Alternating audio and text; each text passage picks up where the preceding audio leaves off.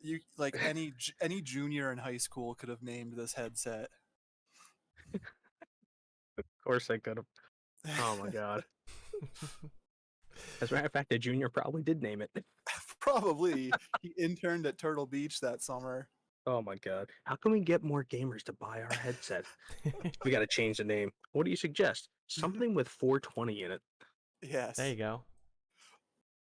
And if you can work both a 6 and a 9 in there, all the better. Yes. Well, if this one dies, because this one actually uses power, I have another headset.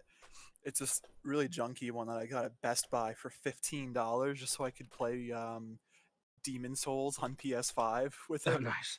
Because the damn 3D audio, the Pulse headset is, of course, sold out just like the system everywhere. Of so course. I couldn't get a nice PS5 headset, so I call it the Ghetto Boy 69. Nice. I like that. That's great. And gentlemen, we are live. We are live. Yeah. On that. Cool. All right. All So, right, it begins. welcome, ladies and gentlemen. Probably nobody's listening, but Hooray! Hi, Mom. welcome to the very first episode of a little gaming podcast that we are going to call Dialogue Options. All right. Ooh. Yeah. So, just I like the name. I do too. yeah, it's a pretty great name. Good job, Mark. So anyway, let's just just hang out for a bit and talk about ourselves before we get on to the main topic. My name is Joe. I am the Cobalt Cat, and I am hosting today's podcast. And flanked to the left and right of me are my two lovely co-hosts, Marcamune, or is it Marcamune? I pronounce it Marcamune, kind of like the Masamune sword from Final Fantasy and whatnot. Gotcha, Just with my Marcamune. name's placed in. Yeah. Because for all of our Zero fans listening right now, my name is Mark. I'm Mark Torres. You can not find me at Twitter because you're not listening, but if you want to listen, I am there. There you go. Nice. Please listen. And to my left is my left-hand man, AceXWing88. Hello. Yo, what's up? My name is Russ, and AceXWing88 is literally exactly what you see on an icon in front of you. I'm a big Star Wars fan, and I'm going to annoy the crap out of people about it. So I'm just putting that out there right now. Oof. Just so you know, he's gonna annoy the crap out of you, even when he's not talking about Star Wars. This is true. I mean, I'm glad you're putting up the disclaimer now. That way, nobody can get pissed off. Yeah, I mean, Yeah, it's important. For all those that are listening. Yes. he's just very difficult to look at. Oh, thanks. Is there somewhere I can go to even see if people Yes, like check what the count is? check the Discord Is it Paul. that link you put? Yes, I Yep. posted the link to the stream, so you can feel free to check it out. Give us a chat on the chat. So, ladies and gentlemen, as you probably have noticed, we've got Rome Total War Remastered running in the background. I went ahead and recorded some footage for tonight's, main course, because that's what we're going to be talking about. So if you take a look at the title of the stream, we're talking about Rome Total War Remastered. But before we go ahead and do that... This was topical 2 weeks ago. Yeah, it was topical 2 weeks ago when it came out, and we're a little bit late to the party, but we just needed to set Did you guys up... hear about Cyberpunk? Oh, man. I can't wait for that. Oh, wait a minute. I heard they put a lot of time and effort into it. I hope it's good. Yeah, well... There's holidays coming up soon, right? Yeah, I think they said they got to get it out for the Memorial Day holiday. Yeah, of course. That's when all the hot games come out, right? Yeah, man. All right, so, where was I before I was rudely interrupted by... Oh, we're talking about Rome Total War Remastered. Yeah, And so, before we go ahead and start actually talking about Rome Total War Remastered in its entirety, let's go ahead and just kind of build our baseline here. So let's talk about what it means to be a remaster, what it means to be a remake, and what it means to be a reimagining. Because I'm sure we can all kind of come up with some examples off the top of our heads for each of those categories. But I want to open up the floor to you guys to go ahead and just start talking. Which games do you think of when you think of remakes? Which do you think of when you think of remaster and then reimaginings? Yeah, so yeah, personally, yeah, a bunch of games come to mind just hearing those words. I mean, of course, with Resident Evil Village recently coming out, uh, such a long-running series, and they've done a bunch of remakes, remasters, however you want to classify them. You know, last year we had the Final Fantasy VII remake. We can get into talking about some of those, but I wanted to ask you guys actually, because we're talking about remakes, remasters, reimaginings. Do you think there's a difference between a remake and a reimagining, and like how would you define those differences? How would you define each one, and like examples of games? That's kind of what I want to try and find out too. I would say I kind of imagine the difference between a remake and a remaster.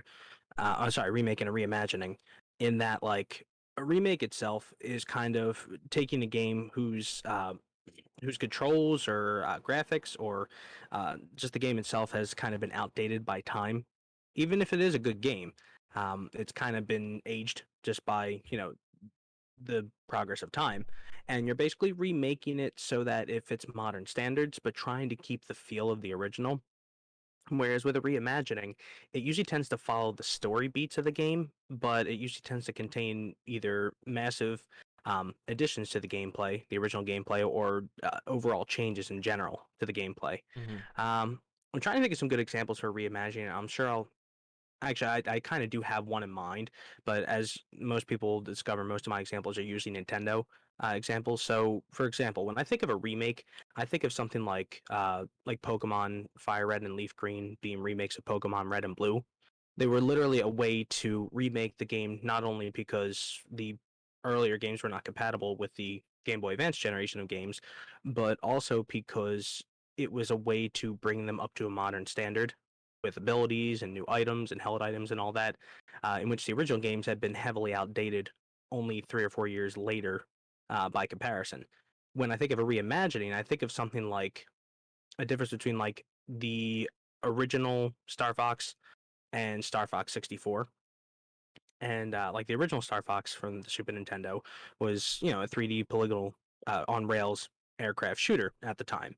And the game was revolutionary for what it was, considering you're talking about a 16-bit system with 3D graphics, essentially, as rudimentary as they were. Oh yeah, I still But think that game looks cool. I didn't grow up with NES or SNES really, but I still think Star Fox on SNES looks really rad. yeah, I mean, the funny part is that as primitive as the graphics look, it has kind of a charm to it, the way it looks. It was so powerful that the system actually like chugs and lags trying to actually run the game at certain points. But then I think of something like Star Fox 64, which is essentially a reimagining of the game that follows the same story beats. You're still fighting Andros, you're going through the Lilat system, albeit now with actual voice acting instead of just random sounds.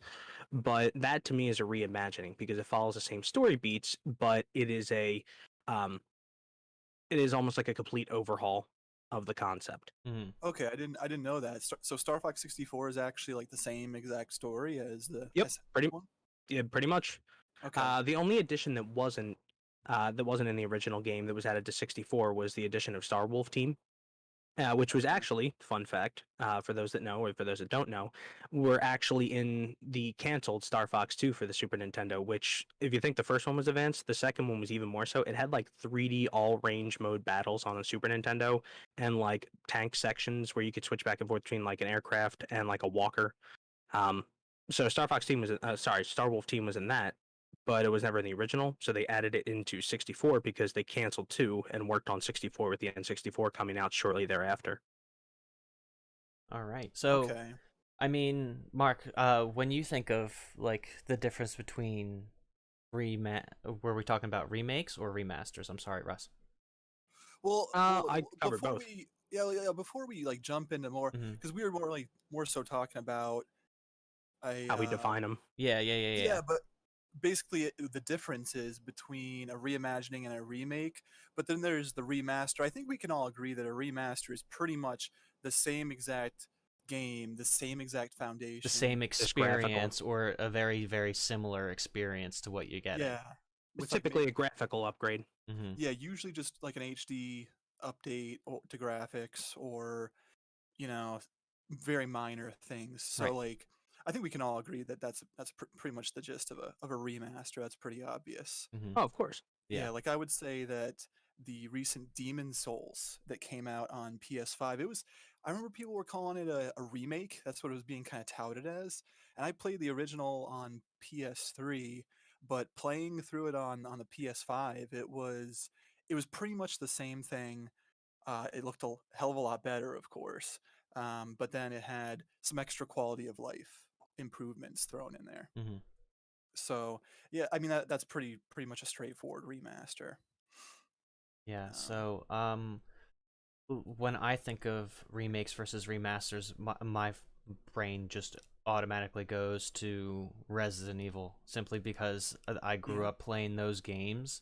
And yeah, you and I both have a strong history with that series. yeah, so like Resident Evil Remake is the absolute, like, hands down one of the best remakes of all time, in my opinion.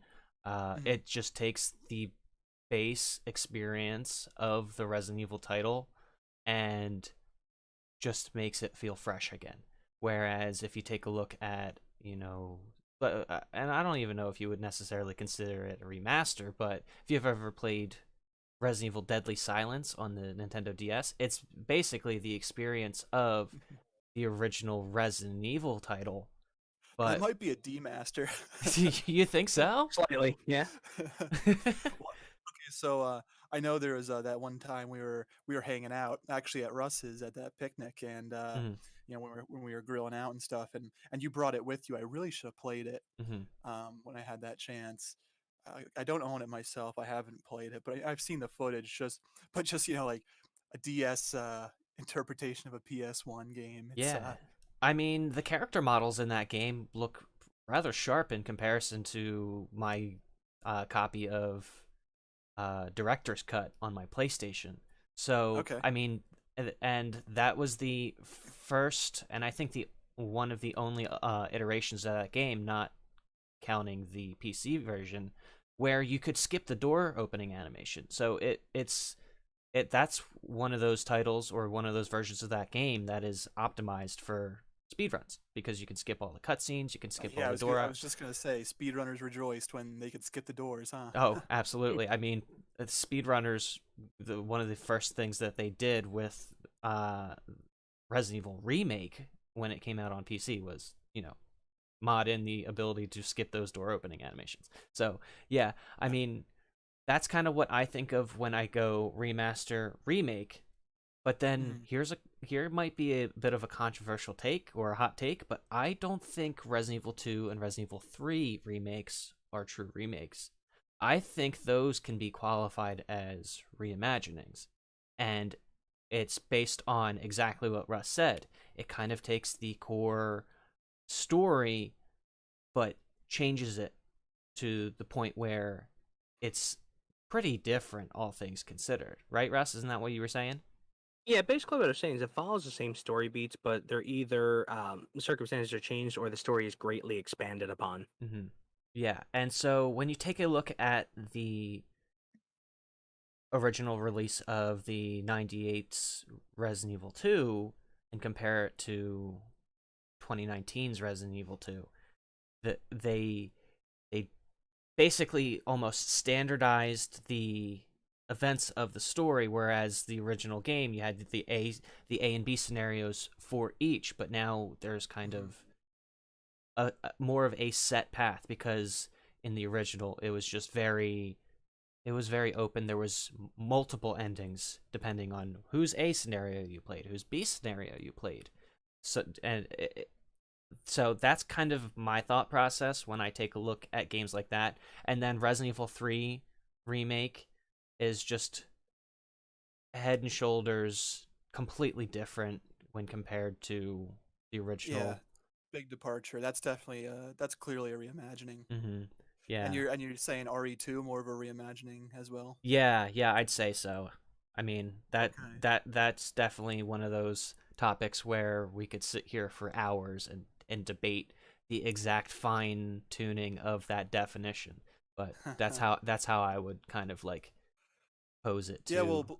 believe it or not, I'm seeing similarities between the comparisons that both here are making between, like Pokemon Fire Red, Leaf Green, and for example, like the RE1 remake. So both of you would say that those are remakes, Oh, right? Not reimaginings. Right. absolutely. Yeah. Yeah. Okay, so yeah, I think yeah, I see what you mean because it's the case for both games that they look better and And they they're on update a more the powerful console, they more update Mhm. powerful game system. mechanics without changing too much too. That's kind of like the key factor we're looking at here too.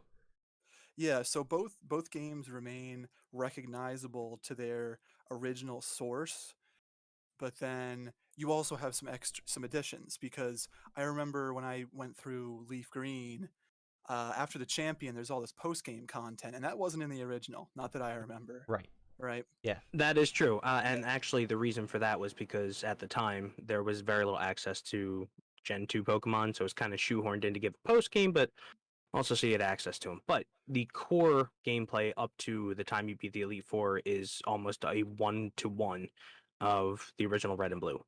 So yes. Hmm.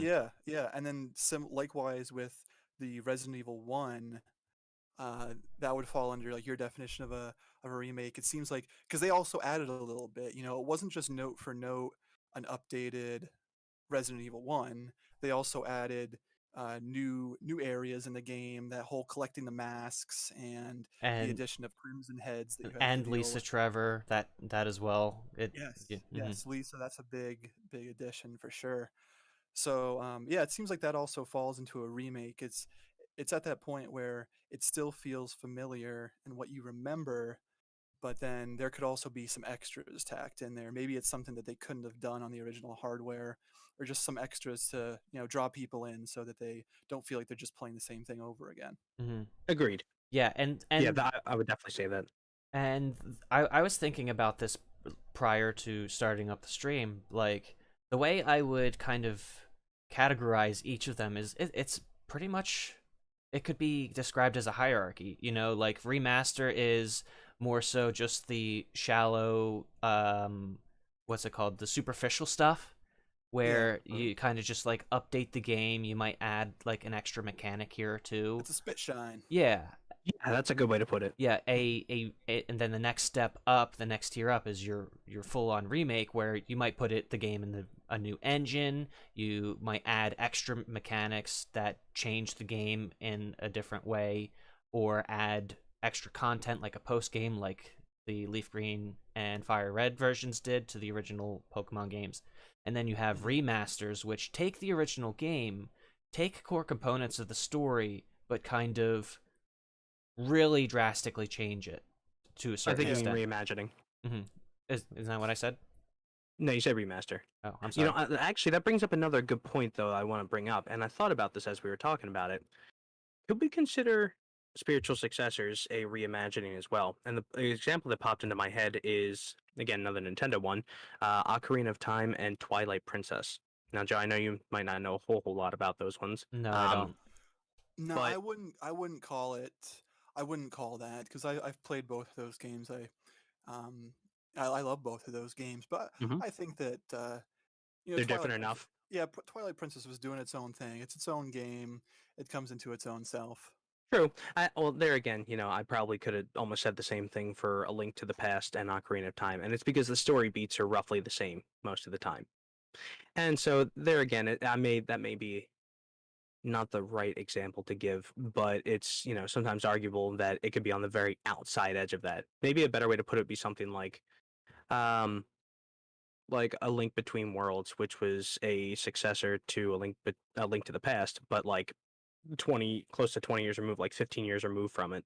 Same world, same mechanics, just essentially another game Yeah, set in that area. yeah. I think spiritual successor would be in a category of its own, where it's its own game and it's away from this conversation, but Hmm. it's clear that the developers intended it to be a callback to an earlier game. Fair enough. Okay. Just spitballing ideas. Yeah, that's what we're here for. Yeah. Yeah, so I guess, I mean, do you fellas have anything else to say about the difference between remakes, remasters, and reimaginings, or do you think we're confident in the kind of the definitions of each? I do have one other thing that I do want to kind of hit upon with that, and is that, on occasion remakes, it's a very fine line to tote. In general, I should say, for remakes, remasters, and reimaginings, it's a very fine line to tote between paying homage to the original game and winding up being too different that people don't enjoy it as much as the original. Do you guys have a particular game you can think of where like the remake outshines the original to the point where it's not worth playing the original anymore? Huh. Good question. Yeah, I mean, huh. Well, I mean, I know I have one example, go and ahead. What again, I'm is going it? to be still be beating the. Yeah, lead Um, us off. yeah, the example I can think of is the remakes of Gold and Silver, Oh, Heart Gold and Soul Silver. absolutely. Yes. It's like it is only worth playing the original Gold and Silver and Crystal for the novelty of it anymore. But those games fixed so many of the original gameplay issues with the original games that it is not worth, to me, going back if you want the experience without the frustration. To me, the quintessential Johto experience is you play through Heart Gold and Soul Silver. Yeah, I mean, there's just so much quality of life. There's so much rebalancing and in the remakes that I agree. It is tough to go back to the original Game Boy Color versions of the Yeah, games. for anything else other than the novelty of it. Yeah, I mean, unless you want to just goof around on the emulator and just do True. whatever, the go-to version of that game is definitely the Heart Gold Soul Silver. I mean, but like, What I don't know. It's hard for me to think of another one off the top of my head because I want to keep going back to Resident Evil, but there's still times where I'm like, damn, I want to fucking play some old school Resident Evil on my PlayStation 1. You know what I mean? Hell yeah. Yeah. Mhm. Like, You just gotta hear that startup sound, man. It gets you going. yeah, and that that opening Good cinematic point. where it's just super corny and cheesy and it brings back so much. Like there's nothing like it. But as far as remakes that just completely outshined, I don't know, man. I think I don't know. Like this is gonna be a weird reference for me to make, but maybe something like one thing that comes to mind is Super Mario All Stars You on know what? I SNES. was going to bring that up as well. I mentioned this to Joe earlier, and as far as I was saying before, like it basically upgraded the graphics. The gameplay was a 1-to-1, and the music was upgraded as well. So that's actually a real good example too. Yeah, because I didn't, like I said, I didn't really grow up with NES, SNES, and I'll be the first to tell you that I absolutely suck at platformers. But I challenged myself to get through Mario Bros. 1 and 3, and I Hmm. did it on All Stars. And I'd rather play with those 16-bit graphics than the 8-bit NES versions, personally. Mm. But Yeah, and the then I funny, think, yeah, for a lot of people, they'll have their preferences. Maybe they'll want the old school look for nostalgia or something. Yeah. no, that's actually a good point, and in some cases I can understand that. I will say that nothing hits quite nostalgically like hearing the original like Super Mario Bros. Overworld theme when it starts up, but the novelty of doing that kind of wears off after about 10 minutes when you can beat the game that quickly anyway.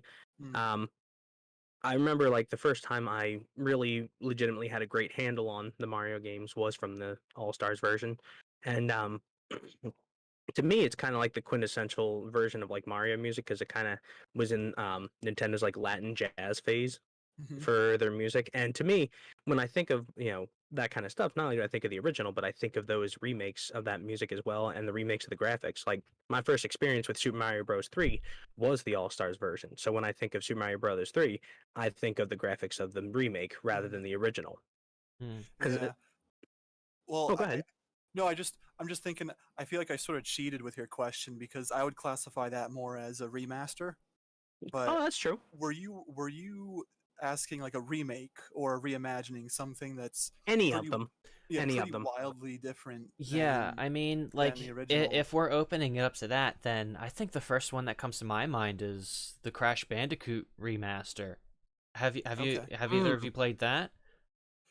Haven't played it, but I I have have not. seen it. I played through the original trilogy Russ, you probably remember this back in college. I when do. I was I playing do through remember. that. Yeah, Yeah, and with I Dan. remember the kicker of the whole thing is that I remember watching you play that and how exact like the detection had to be for like where you were landing. You were getting pretty frustrated at times with that too. Oh Oh, yeah, because like I said, I suck at platformers, so playing that game for me is a real challenge. yeah, and that And it game just is like brutal and unforgiving. I mean, when PewDiePie was going through and doing his Let's Play of it when it first came out, he was like, "Oh my god, it's just like Dark Souls." It like kind of doing that Oh, meme. is that where the meme started? oh no. I think that is where the meme started. But yeah, no, I mean that game is very challenging, and they straight up just did a complete like asset revamping of that game. Like Did they? it's the old school Crash Bandicoot game as far as I'm aware,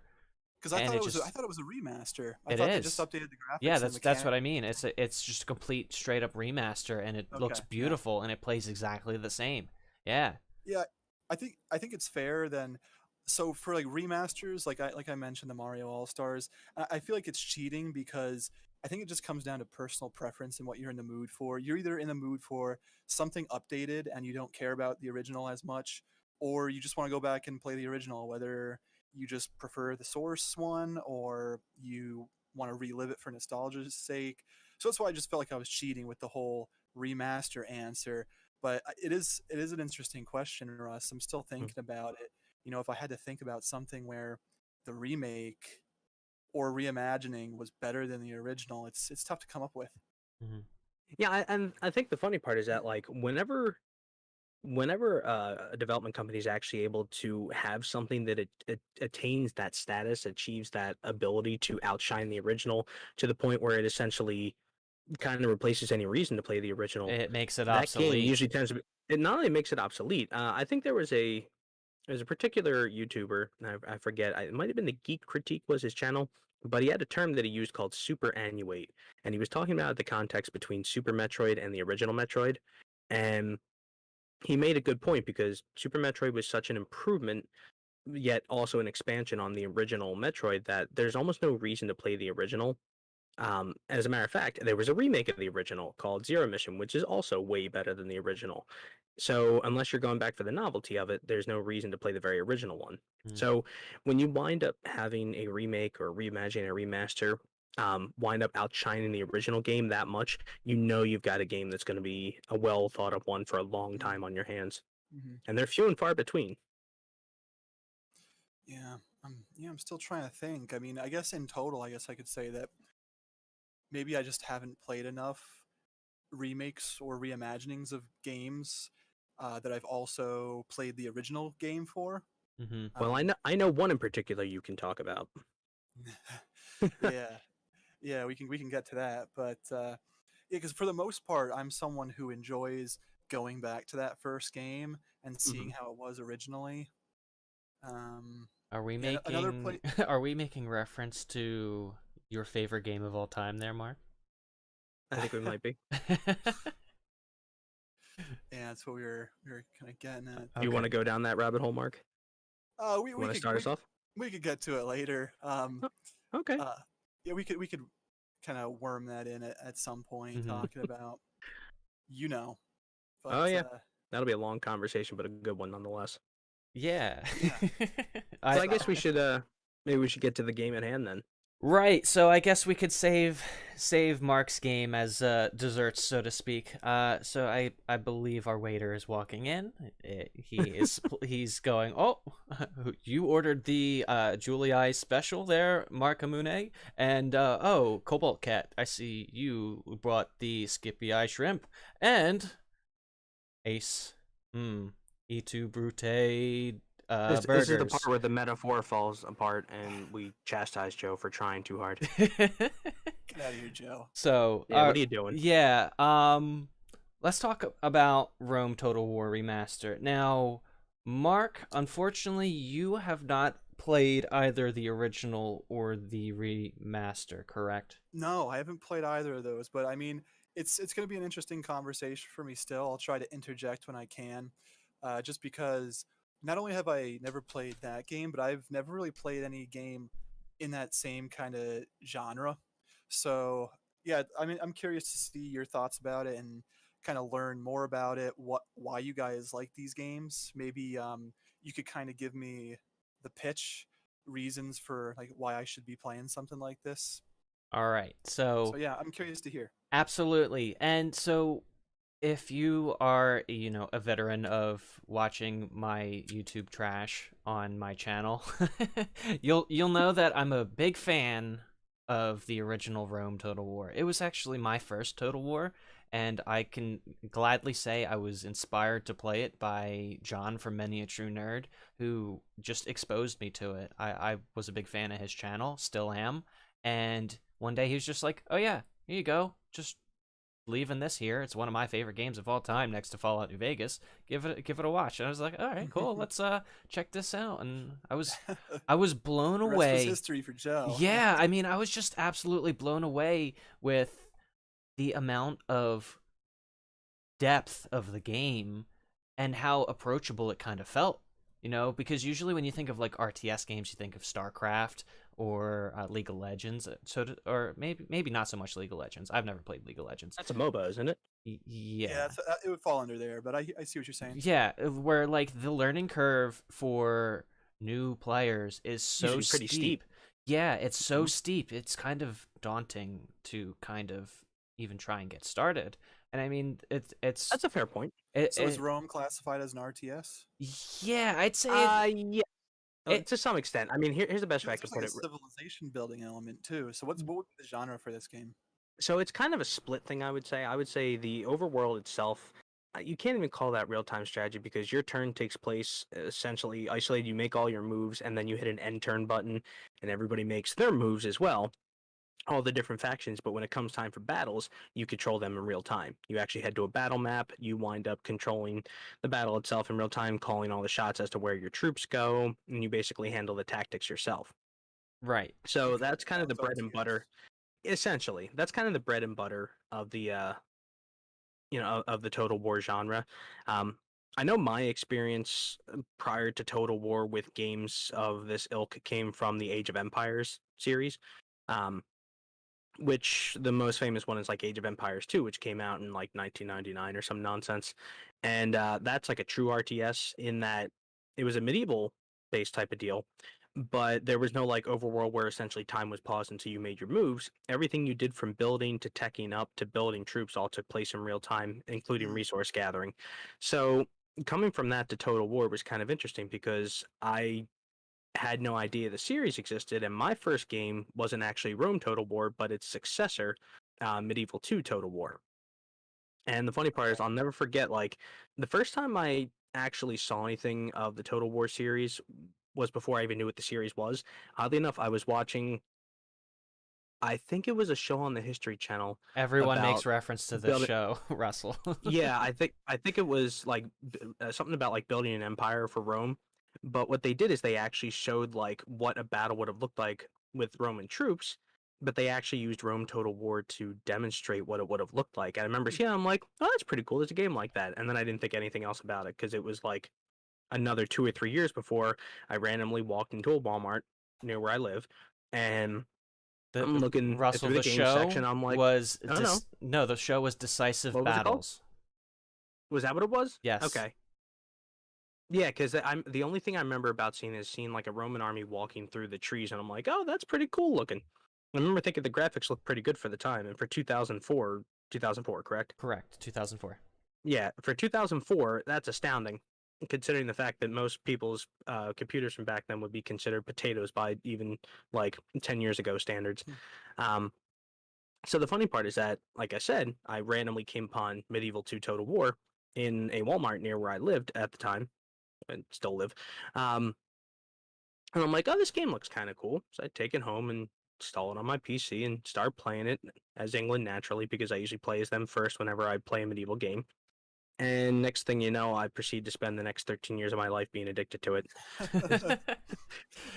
Yeah, and I mean, without kind of like spending too much time talking about it, that just kind of goes to show the replayability and the longevity of these games in particular. I mean, I obviously came into Total War really late. I mean, Many a True Nerd didn't start posting these videos until I want to say like 2014, 2015. I think But I started around 2008. yeah, so like, but it even now they still have very high appeal. And if you take a look at the Steam metrics, I mean, there's still like thousands of people actively playing. I mean, I can look right now on Steam and tell you there's here, let me Well, actually while take a Joe look. looks that up, I Yes. think one of the aspects that like makes these games so popular is because in general for computer gamers, everybody's always kind of been on a hunt for a good like medieval simulator, medieval battle simulator, or a Roman battle simulator. I'm not so sure, necessarily sure about the Roman one originally before this game came out, but medieval ones have always been the same thing. It's like it's the same, um, it's the same enjoyment born out of playing something like D&D, like medieval based fantasy type of stuff. In this case, it's actual medieval history, and the cool part of it with Total War was that, it wasn't just a few factions. You picked a few factions that had a multiplayer game. This was like the entirety of Europe, and there's multiple factions, and you control diplomacy, you control building your armies, you control how you handle religion, you control how you handle things like crusades, different natural disasters, alliances, all kinds of crazy stuff. And the enjoyment part of it is that every game is slightly different, but it's one of those type of games where the goal every time is, let's see how much better of a start I can get off to this time. Let me paint my map the color of my country. Yes. So, just to tell you, there is currently, right now, 3,151 people still playing Medieval 2 Total War at this time. And there's a I little thought bit. you were gonna say that was our viewer count, Joe. Come on, you got my hopes up. Oh, I wish. No, but I mean, it just goes to show you how much longevity the game had, but it also has probably one of the biggest modding communities of all of the like RTS medieval or like Roman style battle games. There are a ton of mods that are really popular, including ones that like improve the overall game from the original, ones that rehaul it and kind of make it more historical and realistic. There's a really popular one. What is it? Third Age, which is a Lord of the Rings one. I like that one. That's really fun. There's God, there's a whole Broken bunch of them. I think there's one Steel. for Halo. There's one for Yeah. Legend of Zelda. There's a whole bunch of them. There's even a Warhammer one prior to the actual Warhammer Total War that came out. Oh, So and to tell you, Russell, these numbers are probably inflated because the game just came out and people are probably still just playing it, but there's currently 2,725 people playing Rome Total War Remastered. But nice. The original Rome Total War, there's a little bit over 1,000 people currently in game. So that'll tell you. This is how many year? Like a 15-year-old game? 1,000 people are still playing it right now. 17 years. Yeah, 17 so years. 1,000 people are playing a 17-year-old game right now. Which goes to show impressive. the longevity of these games. And the thing is that, and this is, I'd be remiss if I didn't talk about this. Rome and Medieval 2 are considered to be kind of the heyday and the prime of the Total War franchise. Entries in the series post then have been kind of hit or miss depending on your preference. Myself personally, the last Total War game, marking out remasters that I enjoyed was Empire Total War. And have you played Shogun 2 yet? I have not. I never had a chance to play Shogun. Come on. I was never a big fan of like that era of world history, as much as I like the medieval, and like my whole draw for Empire Total War was naval battles. Much the same as playing like Star Wars Empire at War. I always like the part where there's ship to ship battles, but that's just me. But yeah, I know, I'm surprised too. I think the big thing is that you have to kind of be a fan of that kind of historical stuff, and it's not always everybody's cup of tea. Well, that's the thing though, Russ, because I could honestly care less about feudal Japan, but that game is fucking great. Yeah, you actually were kind of like a case of reverse osmosis of sorts, because I'm not sure how big of a fan you were of like Roman history prior to playing Rome Total War, but then you just went like full into the historical stuff about it and went like whole ham into Roman history. Yeah, I'm surprised you're not speaking Latin right now. Salve. Yep. See what I started? Yeah, I mean, but like, kind of rounding back onto the topic of Rome, I mean, the game itself was just it while it was flawed and they fixed a lot of those flaws with the subsequent release of Medieval 2, it's Mhm. a really fucking great game, dude. I mean, Absolutely. yeah, Having played Medieval 2 first, playing Rome originally felt kind of like I was taking a step down, but taking uh kind of taking it at what it was and the state that it was at the time, I can definitely enjoy it a lot more. Now I had more face time with Rome's first expansion, Barbarian Invasion, because it was closer to the medieval time period. I know, gasp. and it has But and it has mechanics that would later similar be to like fleshed out in Medieval 2. right. So like for me, I was like, well, this is close enough to Roman era. This is like the the late 400s or 300s. So I mean, I can play as the Franks and get heavy cavalry and still say I'm technically in the Roman period. Mhm. It's not the same though. Yeah.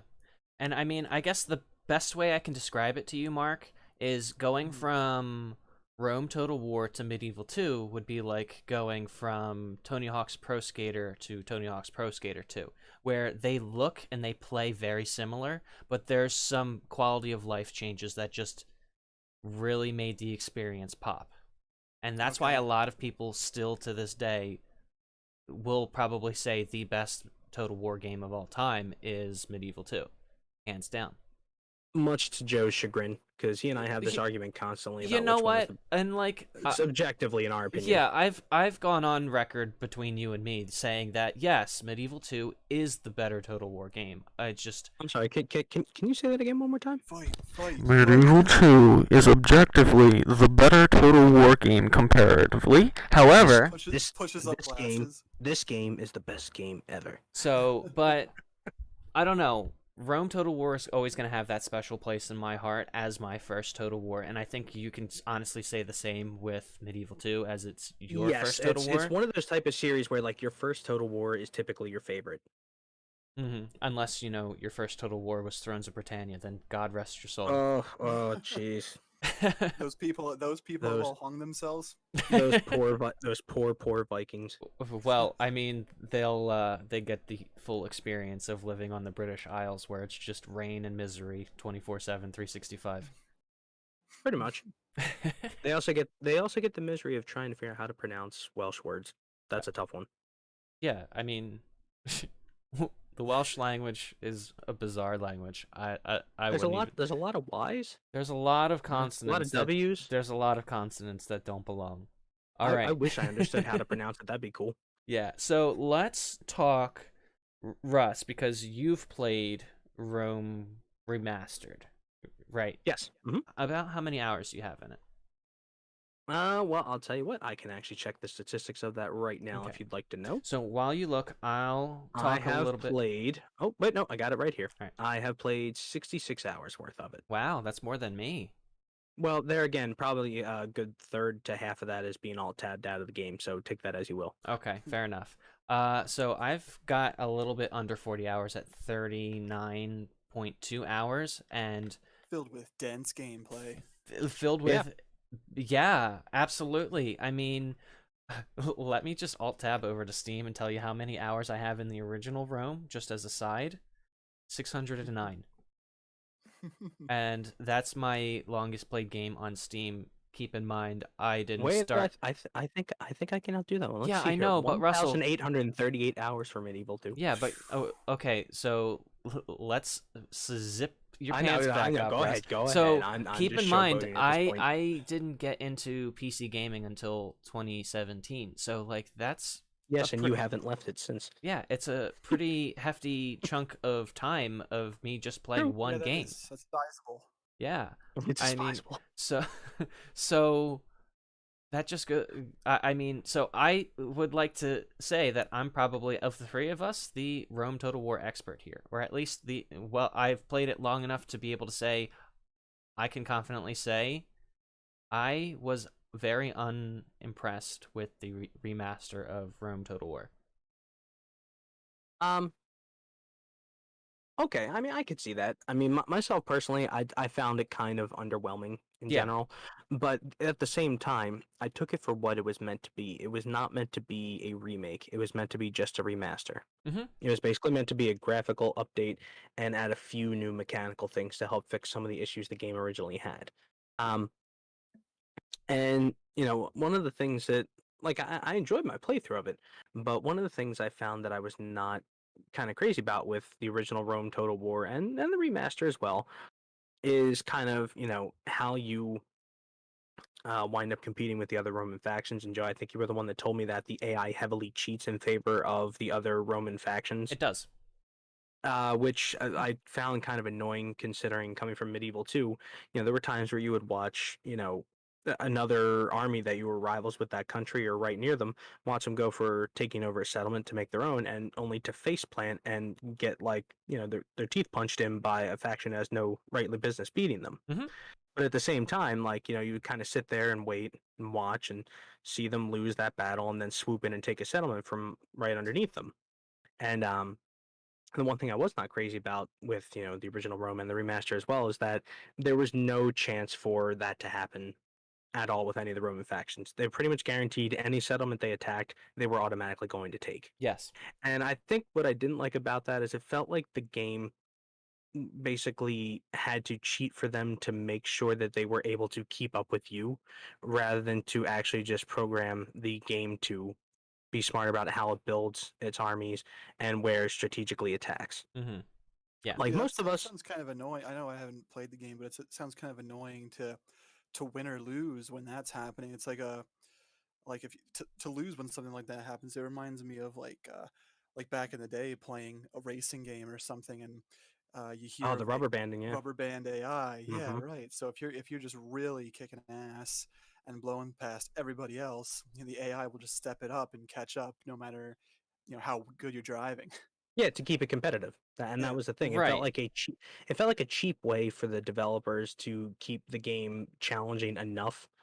And I was not a big fan of that. Now, granted, in Medieval 2, when you play on like the hardest difficulty, the AI cheats. Yeah. But that's meant to be like an extreme difficulty setting for a challenge, not the main, difficulty setting. Like you could play on medium for Rome Total War, and Yeah, it's a for very example, well balanced experience when you play on like medium or hard. Yeah, I'd say that. yeah, and that's the thing is that like I think one of the issues I found like playing through this remaster I played is the Scipii. So the area I'm supposed to take over because there's three factions besides the Senate is supposed to be Carthage, Northern Africa, um, Sicily. Sicily, and not necessarily Greece. That's supposed to be for the Brutii, as evidenced by the gameplay you're showing here. Mhm. But my goal was to try and encircle my other Roman allies because obviously eventually you wind up kicking off the Roman Civil War and have to knock them all out, including the Senate. And my goal was to basically encircle them, a la the Battle of Cannae. For those that are history buffs out there. Anywho, the point is that I wanted to try and box them in, only to see several of them just kind of skirt their way out from underneath that by virtue of just taking an army somewhere and deciding, oh, the settlement now belongs to us, instead of actually like, seeing them have a chance where they might lose up against an equal number army. And I think one of the examples I had was the faction that you see Joe playing as right now, which is the Brutii, wound up attacking Corinth down in Greece, which you can see right now, actually, or somewhere close to where we're at right now. Mhm. Owned by Macedon, and it being owned by the Greek city-states at the time, and stacked with almost what we would call a full doom stack of 20 troops in one particular army. And let or me guess, 20, they walked over there with 3 units of Hastati and a general's unit, and they took it. No, they had about 10 or 12 units, but still managed to win and lose hardly anything. Yeah. And, to me, that was rather frustrating because if it were Medieval 2, that they would have lost roundly and had to like retreat and try again. Yes. And I didn't like the fact that like they were able to get the AI to cheat for them that much just because they're trying to make sure that they can keep up with the player. Mhm. most of us, when you start off a game of Total War or any kind of RTS, like if you're going to attack anywhere to gain settlements, so you can continue to gain more resources, in this case money, you're going to find something that's lightly defended that you can expand easily. And that's usually how most of the time it happens, until you have the ability to build up really large armies where you can decide, I want this settlement, and I don't care that it's like fully stacked and fully defended. I'm going to roll 2 full armies over there, and if I don't get the place, I'm going to knock it to the ground, and then I'll rebuild it when I have time.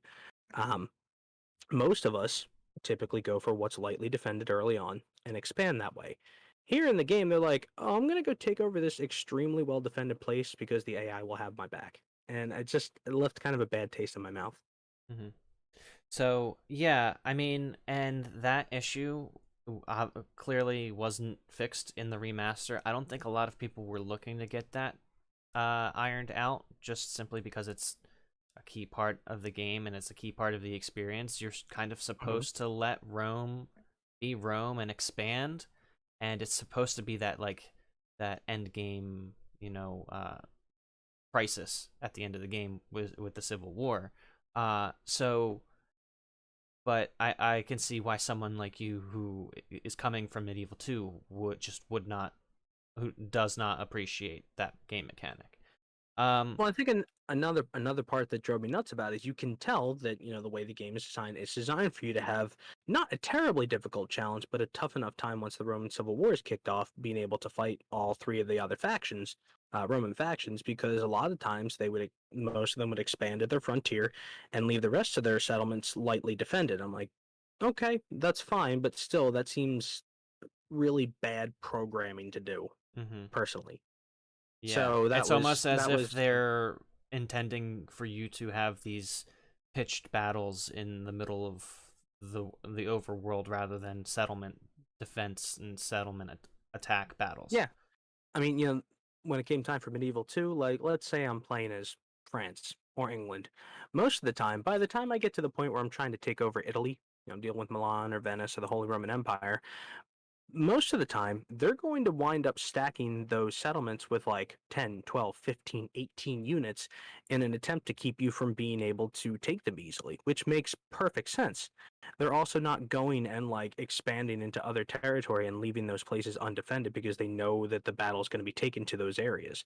So that seems a lot smarter programming. That's why, like you said before, Medieval 2 essentially is kind of like the better programmed and more polished version of Rome. Right. And so and, this is kind of like a really good segue to talk about the updated AI in the remaster versus the original Rome. Now, basically what we've been talking about is our grievances with the original Rome's AI. And to kind of go more into it for you, Mark, the original Rome's AI was literally a potato. Like, each settlement has archer towers around the perimeter, and they would just infinitely fire arrows to any enemy troop within range, right? And so there would be instances where you can kind of cheese the enemy army to stay in front of those towers, and they kind of just like would stand there. And one thing that I noticed with the remaster, and this is a big positive in my opinion, they've updated the AI so that it doesn't do that. So it doesn't get cheesed anymore? Yeah, it'll actively avoid those towers when it's on the offense, and not so much so with where it breaks through that line and goes through the walls. They don't actively go through and capture those towers. So like, Mark, when you are capturing a city, and you can go along the perimeter of the walls and capture towers, and then in turn, instead of the towers firing upon your troops, they'll return fire on the defenders' troops. So it adds a little bit of a what's the word I'm looking for, Russ? A strategic element to it. Yeah, a strategic element of the battle where the tides can turn in your favor or in your opponent's favor, depending. But the AI still doesn't take advantage of that. They just kind of will take the gateway towers because they're required to take the gateway, and then that'll be it. Yeah, any other towers that they take along the way are based purely on just coincidence. And So did they add? What did they add to this game for the remaster aside from making it look nicer? Was there anything? Yes, there was one thing that was kind of a contentious thing they added, at least in our opinion. It feels very shoehorned, but Mhm. in Medieval 2, they had in Rome as well. They have, besides your armies and your generals, you have agents, so spies, assassins, diplomats, which carry out all your non-battle, options on the overworld field. But Medieval 2 added a merchant class as well, so you could go and send them to far-flung places, and they would actually make money by trading resources back. Now, in the first game that came out in Medieval 2, the resources, like, let's say you were trading silk, or you were trading wine, or you were trading iron, those resources didn't play any kind of role in anything strategic. Like, you didn't need like a particular resource to build a certain thing. That came in much later games. Yeah, it was more so But just like passive money. extra It was income. just money. Yeah. Yeah, and they added that into this game. So they added resource nodes to the overworld, and they added merchants, and they did something interesting where the amount of money it makes is depending on what region that merchant is originally from.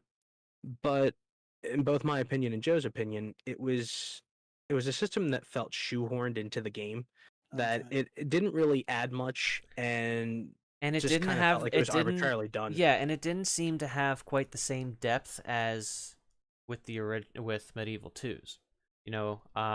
Where Medieval 2, even though I just honestly think in both games merchants are completely frivolous and unnecessary, simply because their initial startup cost and the amount of turns it takes to break even for hiring a merchant, and by the time you eventually, let's just say you're playing Medieval 2 and you're trying to get from Sicily all the way up to Scandinavia to get those amber deposits, right?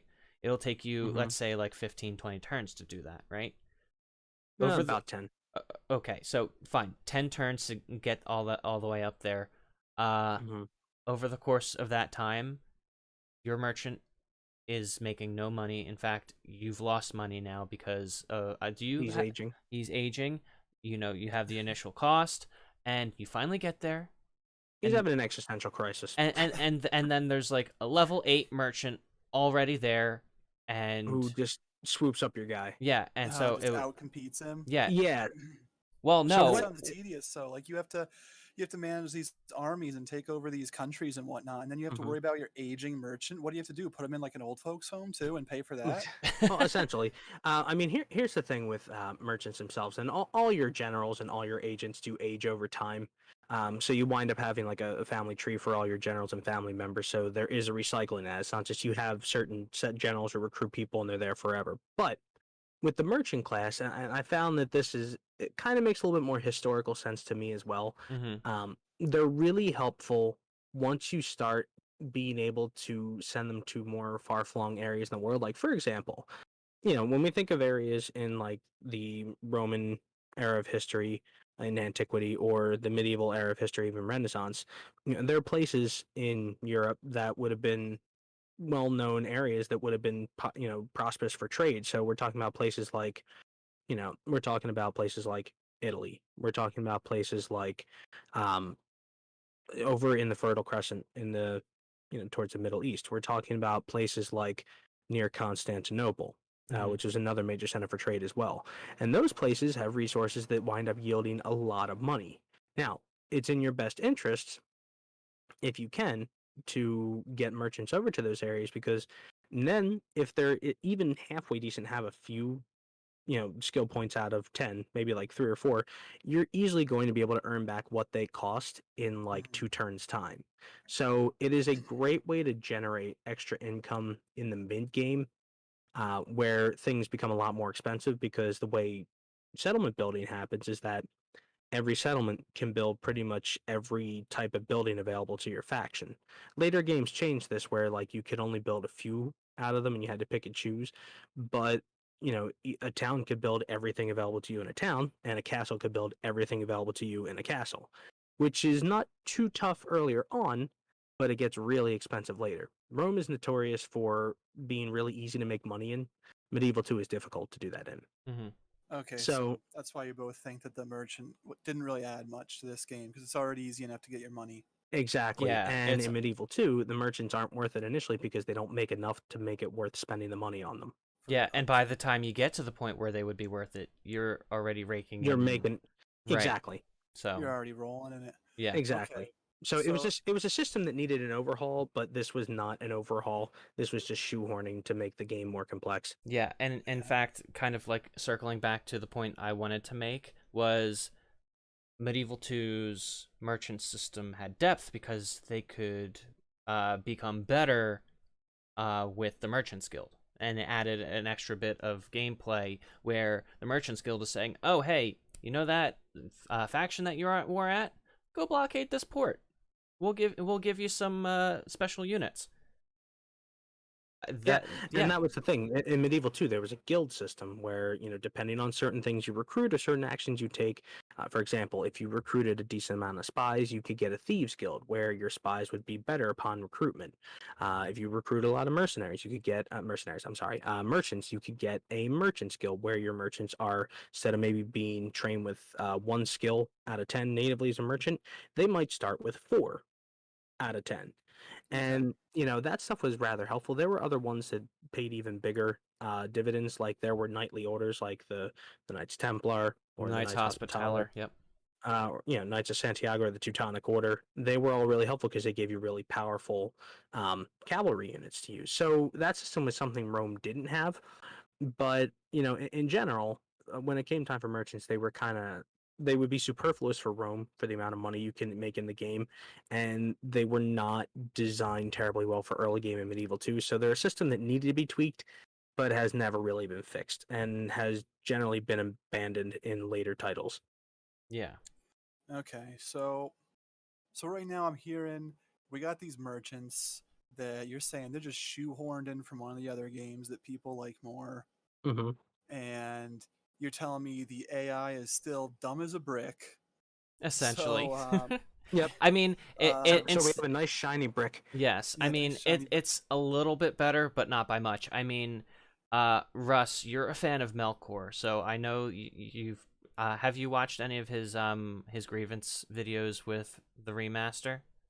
I have watched some, but not enough times to kind of So be able to I recall mean, information on demand. yeah, I mean, you know Melkor, he likes to do those big like AI only campaigns, and Yeah. he went and tried to do an AI only campaign, and he just was kind of just watching and seeing what the AI was doing, and he's got thousands of hours in the original Rome just watching the AI do its thing, and he noticed that the AI to travel across the map, it was still really bad. Like, it still hasn't figured out how to properly do naval invasions. They should take notes from, Portugal in Medieval 2. Oh yeah. There's some weird bugs with Medieval 2 that kind of lended a kind of level of memeness to it. Whereas like most factions will not do naval invasions, with a few exceptions. Portugal somehow always invades the British Isles every game. Mm-hmm. I have And no idea how, considering Portugal wasn't even a country in 1080. So and it's a whole nother bag of fish. And Melkor Bag of even fish. Melkor had even also brought up the fact that the AI in the original Rome struggled to get around the Caucasus Mountains and into Armenia from Scythia. Even But you're now, talking like, for those who are not sure, we're talking like modern day, like Ukraine, modern day, like the southwestern part of Russia, all that. Just right? And so for like reference. he noticed while it's slightly better in the remaster, he hasn't played it enough to make that conclusion where he says absolutely yes, it is better. So some minor AI tweaks, which kind of disappoints me because they kind of touted it as saying, "Hey, we've updated the AI. Check this out. Mm, We made They it better." they technically just can kind say of they phoned it updated it. in. Yeah, I don't think they phoned it in as much as they just didn't fix as much as they should have. right. And I mean, CA wasn't the one involved with the remaster anyway. CA is No. Creative Assembly. Creative Assembly. Yeah, They're are they actually like a second party developer for Sega? I believe they are. Yeah, this is actually something that's I don't know if it's developed by Sega, but it is definitely distributed by Sega. Yeah, I mean, if you go all the way back to the beginning of the stream, you'll see the big old Sega. I mean, technically, you could say that Sega still does what Nintendo don't, because Nintendo hasn't put any of these games out. So But I mean, I'm proud of that. yeah, I just think that Just the picturing like an ad from a '90s video game magazine right now. and as far as like AI on the battle map, other than them actively avoiding towers a little bit better, which was a AI improvement from Medieval 2, they also improved the AI by making them actively move along the perimeter of the wall. So say like you move your siege towers a little bit over to the right, they'll shift their infantry units a little bit over to the right to counter that maneuver. So they actually do at least somewhat of what you would expect. But It just basically feels like they brought this game up to basically it looks a little bit better, but the rest of the gameplay basically improvements were I think they basically just did the bare minimum to say, hey, we've updated a couple of things and basically just made it Medieval 2 in Rome. So their motto, their poster that they had right above their door as soon as you walk into the office as a developer here, it's pretty much just C's get degrees. Yeah. C's get degrees. Yeah, I mean, yeah, that's actually pretty accurate. Comparing the way some of the last few games in the series have looked, yeah, that's pretty accurate. Mm-hmm. Yeah, because what I was getting at was, so you're saying like the AI, minor improvements could have been much better. These shoehorn merchants didn't do much.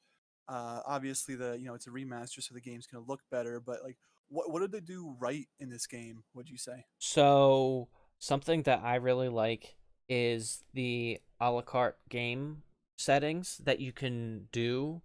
So with with Remaster, they have two modes. There's the classic Rome Total War, where it's the classic Rome Total War experience, but with the updated visuals. Nothing else has changed, right? And then there's the remastered settings that give you a complete remastered, all the gameplay tweaks. Yeah, every single gameplay tweak that they have on offer. And the best part of it is you can pick and choose what you want. So say, for example, one thing that I was kind of really critical of when the game was first announced was they had a standardized population consumption. So the reason why I really like this game, Mark, is it has a surprising amount of depth. So when you hire, say you're playing as the Romans, and you hire their basic unit of infantry, the Hastati, if you're playing on the huge unit scale, there's 160 men in that unit.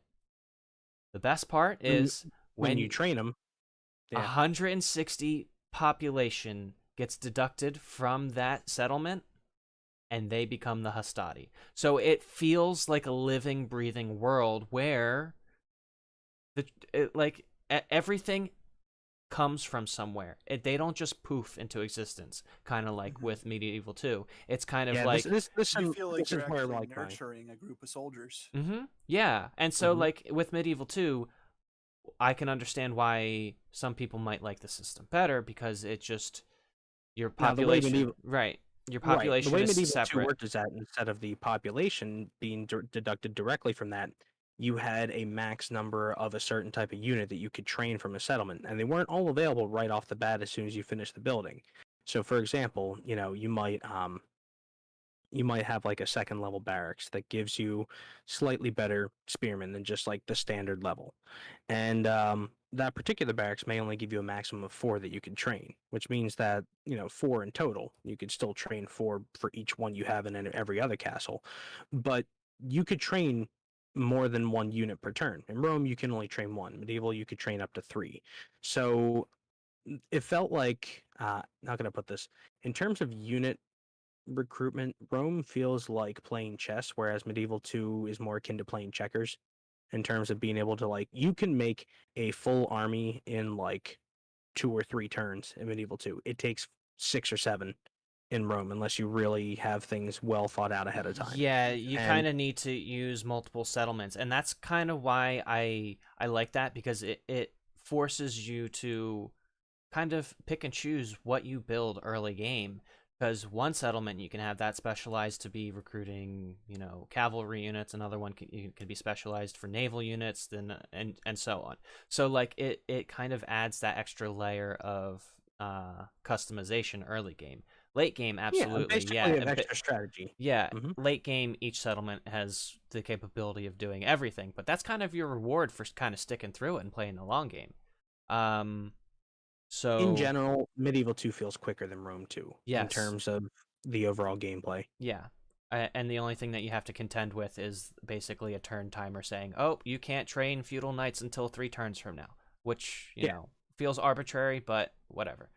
There again, in history, you're talking about people who trained for 14 years of their life, from age 7 to 21, I think it was. Yeah, and Rome kind of focused on They're mass produce. They're Yeah. professional soldiers instead of nobility. Well, yeah, and I mean, Rome focused more on kind of like the mass production. They did take time to train their soldiers, but they trained them on the go. Like they would make them march for miles a day, twice a day. They were responsible for all of their equipment. So, I mean, Post Marius reforms are responsible for all their equipment. right, See, Joe, I know some things. right. So, yeah, and Can't forget those reforms. yeah. Well, that actually plays a point in this game too, because at one point in time in Roman history, they made a major reform to their military, the way it was structured and the kind of troops they had. So that actually even plays a part in this game too. Once one of your settlements hits a particular population size and it's upgraded sufficiently, you wind up changing from the older troops to the newer ones. And one of the issues I have with the game itself is that it leaves your older troops, but you can't retrain them, and you can't train more of them. And so instead of changing them over, it just leaves you with them. So they're basically just a resource you exhaust until they're gone, and then that's it. I do have some issues with that personally as a gameplay aspect, because it basically feels like, well, now I just have all these disposable troops. I'll just throw people because I can't do anything else with them. Front lines for them. Yep, pretty much. Yeah, I mean, they're all basic. cannon They fodder. or the opposite. They basically just become your garrison troops while you train up your new legionaries. Yep. Right. And I mean, I can understand why they wouldn't allow you to train them again, but I would have at Why least they would liked allow to... you to convert them is beyond me. Yeah, you should have been able to convert them, but I guess that would just make the flip that much faster. Well, see, this is one of those type of situations where I think the actual age of the game shows its roots, because I'm not sure I would have expected a game from 2004 to have the ability to do something quite like that, to like convert a certain unit type after a certain amount of time happens. It still kind of shows its age programming wise, and for them not to fix that for a remaster, I get what they're going for, but I would have liked to have seen something like that as a quality of life improvement. Mm-hmm. Yeah, I mean, but so Mark, to kind of go back to your question, another thing that I just really like about this game is it definitely feels like home. Like I told Ross this, it feels like I'm playing classic Rome again, but it looks prettier, Okay. Yeah. Yeah. Makes sense. Yeah. And this version of the game can easily hit 60 FPS, and for whatever reason, I don't know if it was a bug in one of the later patches, but I've got a pretty, I'd say at this point more of like a mid tier. He's got a pretty strong potato. Yeah, I mean, I got a GTX 1060 GPU, so for those of you who don't know, it's a 3 GB graphics card, so it can handle a lot of modern games still to a certain extent and easily get 60 FPS.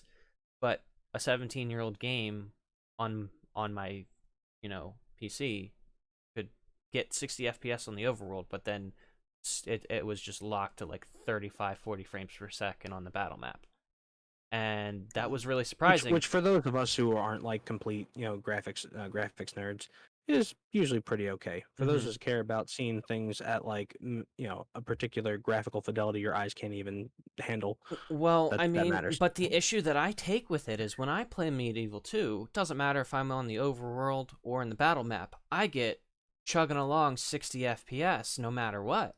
And that's kind of why I'm a little bit relieved to see that I can get 60 FPS.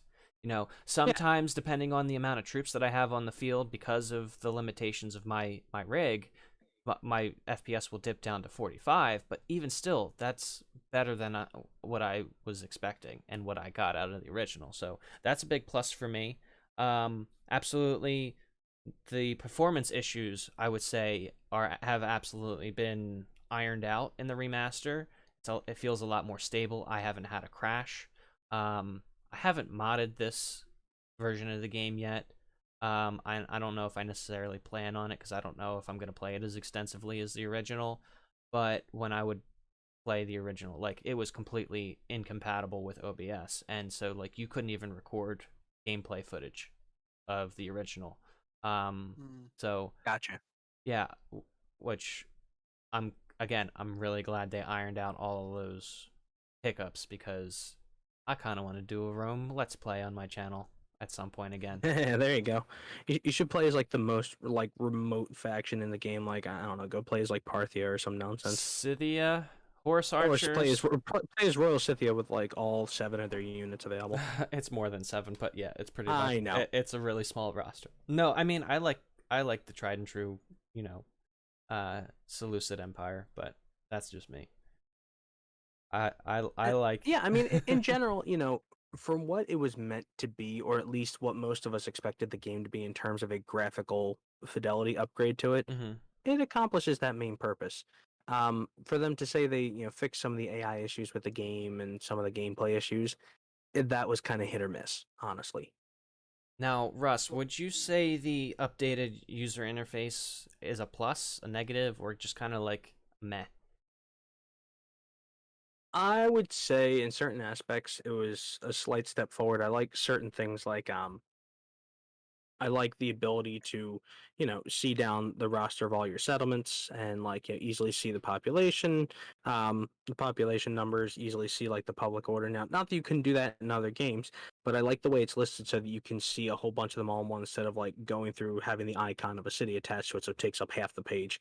Um, in certain aspects, I think the UI a little bit is a little labyrinthine, a little Byzantine, if you will. As I try and like look through unit recruitment or try and pull up things for different buildings to build, it just seems a little bit odd to me coming from the other Total War games to have like recruitment and building options kind of be ensconced on the right side of the screen with small icons rather than being something kind of front and center like it was in the older games. Yeah. Typically games when you would bring up the menu for a settlement, it took up half the screen, took up either the right half or the left half, and you could see things clearly. You could go to whatever you're going to train and you could see them pretty clearly too.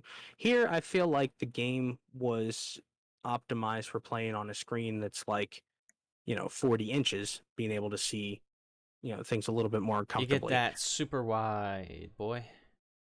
Well, kind of. I mean, I'm my monitor's a 27-inch, which is not small for a computer monitor, but it's not huge either. And I'm like, just initially looking at it, first impression, like that's a little small and a little out of the way compared to what it should be, in my opinion. And I mean, I play it on a TV screen. I think it's like a 36-inch TV, and it feels right. So yeah, I can definitely see why you would say it's probably more size optimized. I mean, I think you can change the UI scale in the options, Russ. So Mhm. if you have So maybe I'm just complaining about something I could fix on my own. But yeah, if I could fix it on my own, it wasn't easily shown. right. And that's kind of another thing that I want to talk about is the settings menu. Talking about the user interface in gameplay is labyrinthian.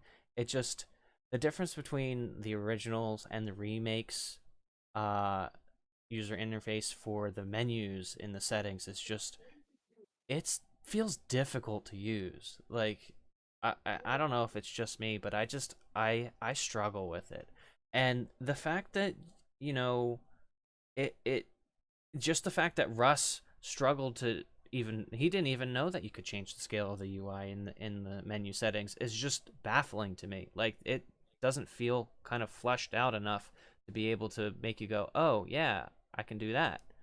And Yeah, I Well, could I see think it if it that's was oh me yeah. logging on for the first time, not knowing what I'm doing. Okay, yeah, I missed this option. There it is. But yeah, for someone like Russ who's been playing this for a long time, yeah, it shouldn't elude him. Mm-hmm. And see, that's the thing is that like, to me, when it comes time for a remake or a remaster with something like this, it obviously most people are going to go in expecting the game to run fairly similar to the original, so that they could basically sit down to the game, play it, enjoy what's new, but be able to pick it up easily because the game still feels like the original. Yeah, that And that I felt muscle like memory has yes, been turned on its head. Like, and I feel like the UI was where they decided to take a lot of liberties with it. Now, granted, it's kind of odd to lose half your screen's worth of space to see the overall when you bring up a menu for a settlement.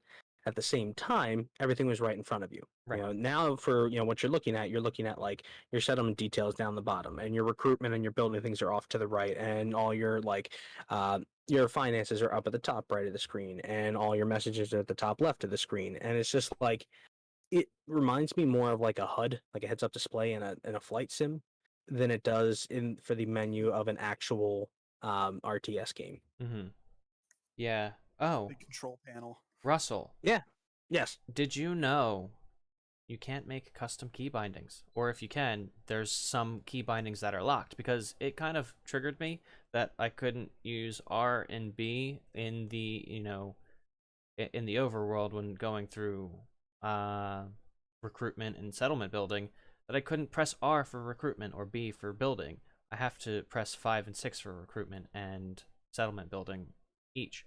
And it's really hard for me to break that muscle memory because I've got so many hours in the original, and I'm not able to rebind those keys to R and B. And I for the life of me, I don't understand why. And It's like trying to throw a baseball with your offhand. yeah, and it's funny that you bring that up, because there's another YouTuber that I watch. I've forwarded you a few of his videos, Russ Voland.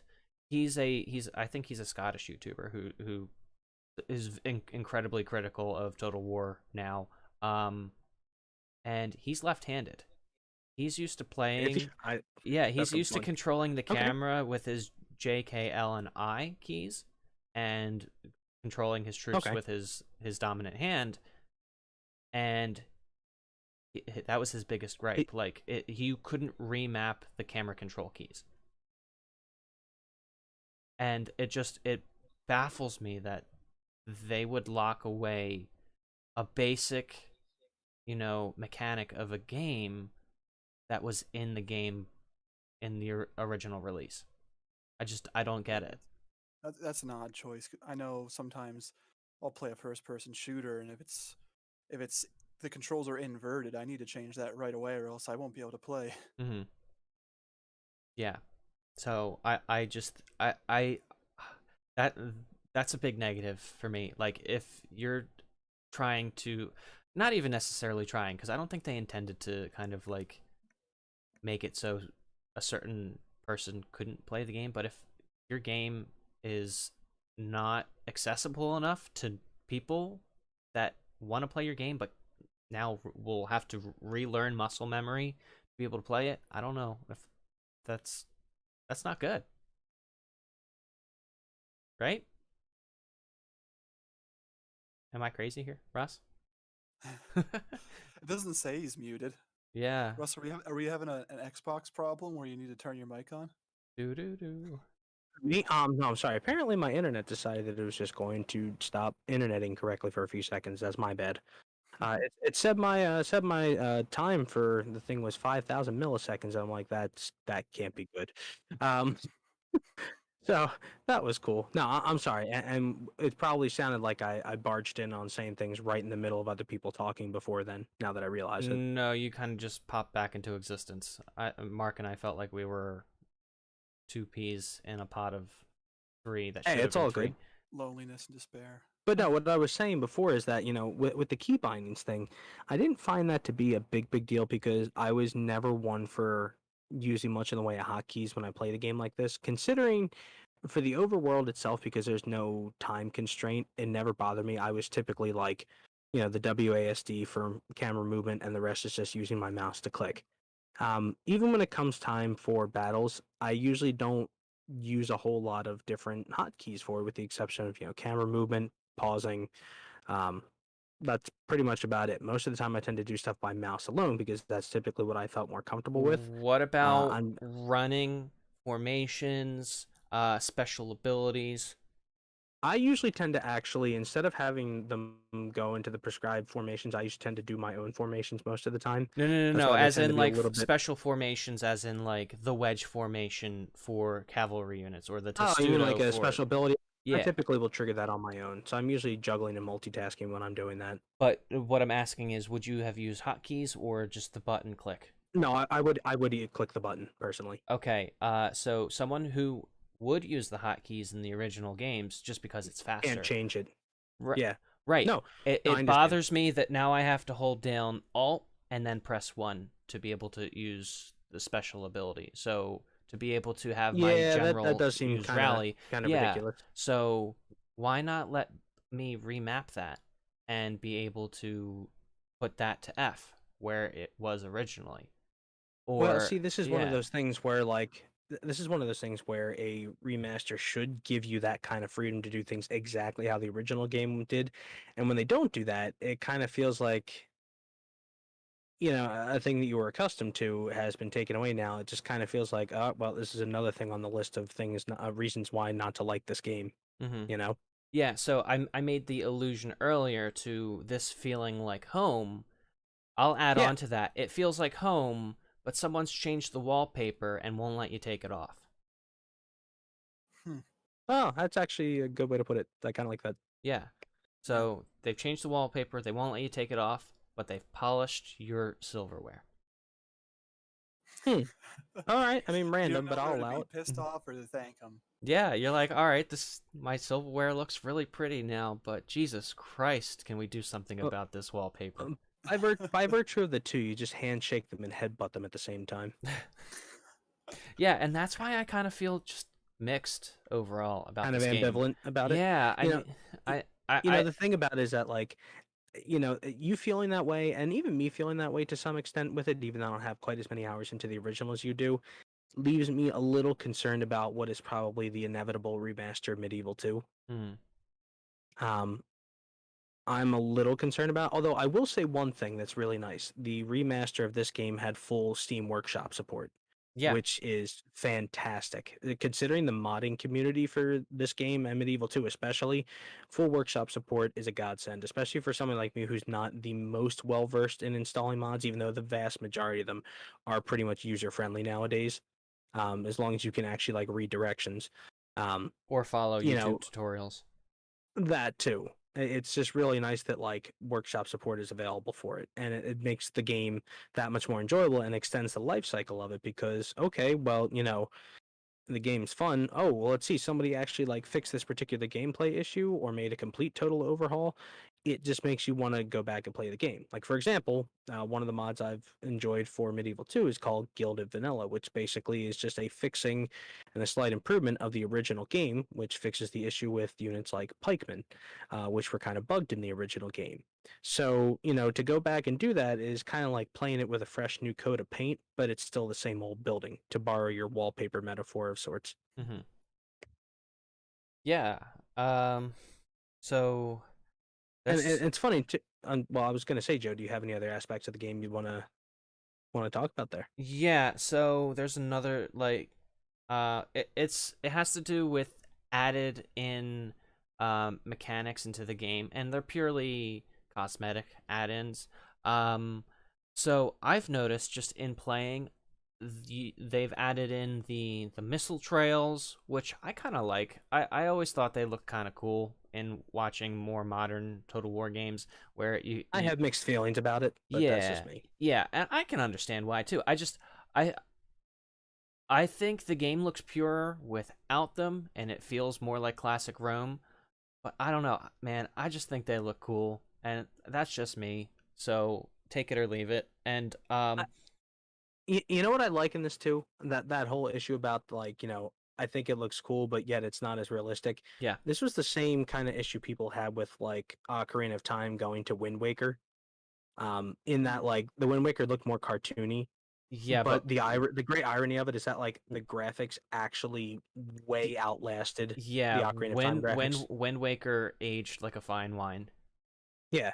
Now I'm not going to say the missile trails are going to age like fine wine, but if it's a if it's a personal preference thing and you enjoy them or you like them, I'm not going to tell you, hey, you're dumb for liking seeing trails in the Oh. air behind your missile units. For sure. It is what it is. I mean, you can essentially see that when you have like bowmen using flaming arrows, you're seeing flames flying through the air on an arrow. Yeah. It's the same concept.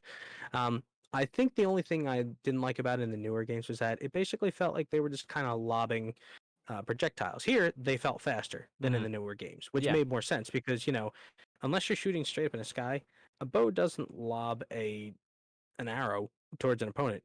It shoots it towards an opponent. The missiles feel like they have actual physics again, and Yeah, like actual physics and punching weight behind them. yeah. But since we're talking about the missile units, an added in mechanic, and if you took a look at me playing on my recording, I actually decided to turn it off because it's not really helpful for the most part. When you're on flat ground, when you have it turned on, there is kind of like that cone shape in front of your missile units that indicates the range. Oh yeah, that shows their range. Right. But it's static. It doesn't change. It doesn't expand when you're on higher ground. Right, and that's the thing that is in Rome 1 and Medieval 2, and even in the original Shogun and Medieval, was that your elevation mattered. In Shogun 1, the game in the tutorial made a point of teaching you elevation is key with your archers because they have longer range at a higher elevation. And I'm sorry, I'm just I'm looking at the footage right here. Yeah. And sorry, I just have to make a note here. There's some guy, I think his name is Titus. It said he was age 16, but the man was bald. Yeah, that's another issue. That is the most blown out 16-year-old, just like at the end of his rope. Like this he's had a rough 16 years. Let's be real here, and they fixed that in Medieval 2, thank God. Yeah, where the characters would, have actually age. Yeah. Well, I mean, these characters age too, but yeah, but they look like they're in their mid-40s when they're 16. That makes no sense. Yeah, I know. It's dumb. Well, when I'm having a bad day, I'm just gonna remember that I'm doing much better than Titus over there. Well, if you continue to watch the footage, you'll notice this is probably one of the worst days of Titus's life. I don't know. You got heavy cavalry. You should be able to win this pretty soundly. Is Titus charging into battle right now? I really tried on this one, and it just I knew it was very unlikely that I was gonna win the battle, but I just kind of like got a little impatient and I charged. Oh, you decided that the rope-a-dope wasn't good enough for you. So, because it was a battle of 4 units of peasants, a unit of peltas, which are like javelin skirmishers, Mark, and then a unit of generals cavalry. Ooh, yeah, and there we go. So I was trying to chip away at their infantry while trying to get to the general to kill the general and then make everyone else break more easily. Yeah. But by the time I was able to get to the general, I was more worn out than he was, and he made my general, or my only unit there, Titus, kind of break. So. Oh, I thought you were going to say he made Titus dead. No, well, Titus escapes. He's he's the only man standing. But yeah, no, I lost this battle here. No more awkward laughing scenes for Titus. Ha ha ha ha! Oh my He's god! out of there. Yeah, well, this explains why he's got no hair on the top of his head, because he's just so. For what it's worth, I was rooting for you, Titus. No such luck. But I wasn't. The person controlling him got him in bad circumstances. That's it. That's his fault. But yeah, so just to circle back to that conversation about those projectile range, like the reason why I turned it off is just because it doesn't tell you what you need to know. So it's less clogging up your screen. Like it's just less of it feels more clean without those range or that cone there in front of the units. And it's not there unless you press the spacebar to view your troops. But if you're like me, you're constantly checking your troop placement. You're making sure that everyone's facing the right way, because I'm a little bit of a perfectionist when it comes to my troop placement. Like I've even gotten to the point, Russ, where I have started to mimic like traditional Roman battle tactics of like lining up my troops and whatnot, and have them. Oh boy. Yeah, no, and it's worked out kind of nice. Yeah. Yeah. I mean, the one thing I will say is that, I wish they would actually have had that range extend dynamically, but that goes Oh, back to look, there he Empire. goes. Titus But if, lost. but if there's one thing that, this game and Empire and Medieval 2 taught me, and, ill-fated lightsaber fights on volcanic planets have told me, the high ground is important in this game and in other circumstances. And boy, I waited a long time to shoehorn that meme in there. There you Um, go. Ill fates. I had to. But the point is that, it brings up another concept. Joe, you just charged right in there. Come on now. Oh, you finally saw it. Yeah, but at the same time, in certain situations that I wish they would have taken the time to do more with that, but I get the feeling that the way they did the remaster, since it was on the original engine, that there's only so much they really could do. This almost reminds me to some extent, and Mark, you could definitely talk about this as well. This game kind of reminds me of the Halo Combat Evolved remaster in, what was it, 2010, versus like the Halo 2 anniversary version of the game. And like those are two remakes that, like, the Halo Combat Evolved one is an absolute just a remaster. The Halo 2 anniversary one is, yes, it's a remaster, but like they redid the cutscenes. The game looks absolutely beautiful. They redid the sound. That is definitely while it's a remaster, it almost borders on a remake for me, just because how much stronger the experience of the game is. And basically, Well done. it's the way that, and it's kind of a weird way to put it. It is the way most of us saw the game in our heads at the time in the mid 2000s when the game came out and graphics were not quite so strong. That's a good way of putting it. Like, it reminds me of when I was playing Demon Souls earlier in the year, and I thought, this looks really great. And that's probably what I thought it looked like in the early 2010s when I was playing it on PS3. And then I went back and watched PS3 footage, and I thought, wow, this is a dramatic change. This does not look anywhere near as good as this. So yeah, similar kind of feeling there.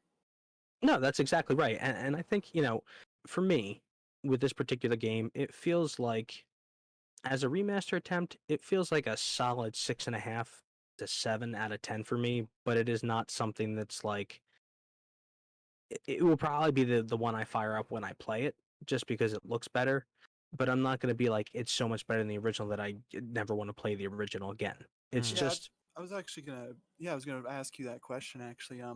Because you're saying like, it has the graphical update, didn't do as much as you wanted it to do.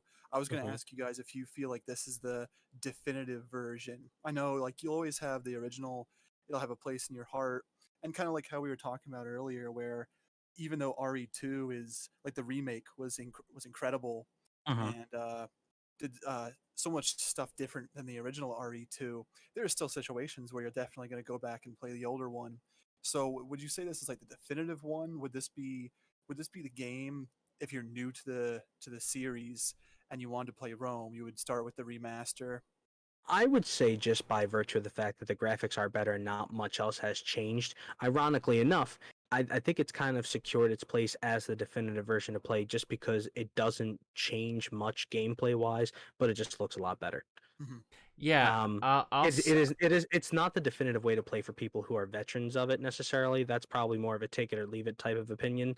But for those that are new to the franchise, this is, if they were going to play Rome, I'd say get the remaster. Yeah, and I mean, I can second that, because you know what? If you want to get the original Rome experience, you can just turn off all of the changes in the settings. And the only thing you'll be left with is the graphical updates, which nobody's going to complain about. Right. So yeah, I would say, yeah, if you're gonna want to play Rome, or if you've never played Rome before and are curious to give it a try, honestly, yeah, give the remaster a go and just turn off the remastered game settings, and you'll have a blast. The one thing I will say that I was glad they did with this game is that they gave those who own the original a half-off discount. I wish more companies did stuff like that. That's cool to take care of your fans like that. Yeah, so it sounds like if you don't really care too much about graphical updates and you've been playing Rome for a long time, you're probably just fine with that. Otherwise, if you're new and you want to try it out, probably just want to jump into the remaster. Yeah, I'd say so. Yep. That's pretty accurate. Okay.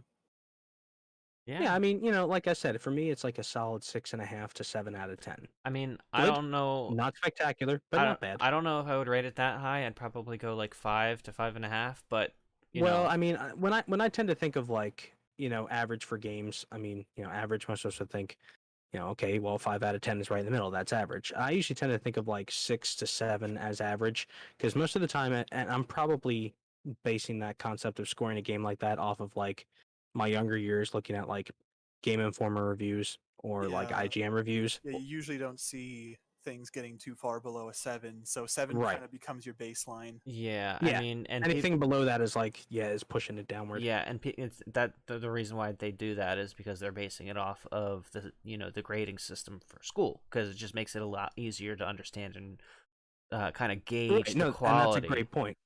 I give this game a 7 out of 10. There's too much water.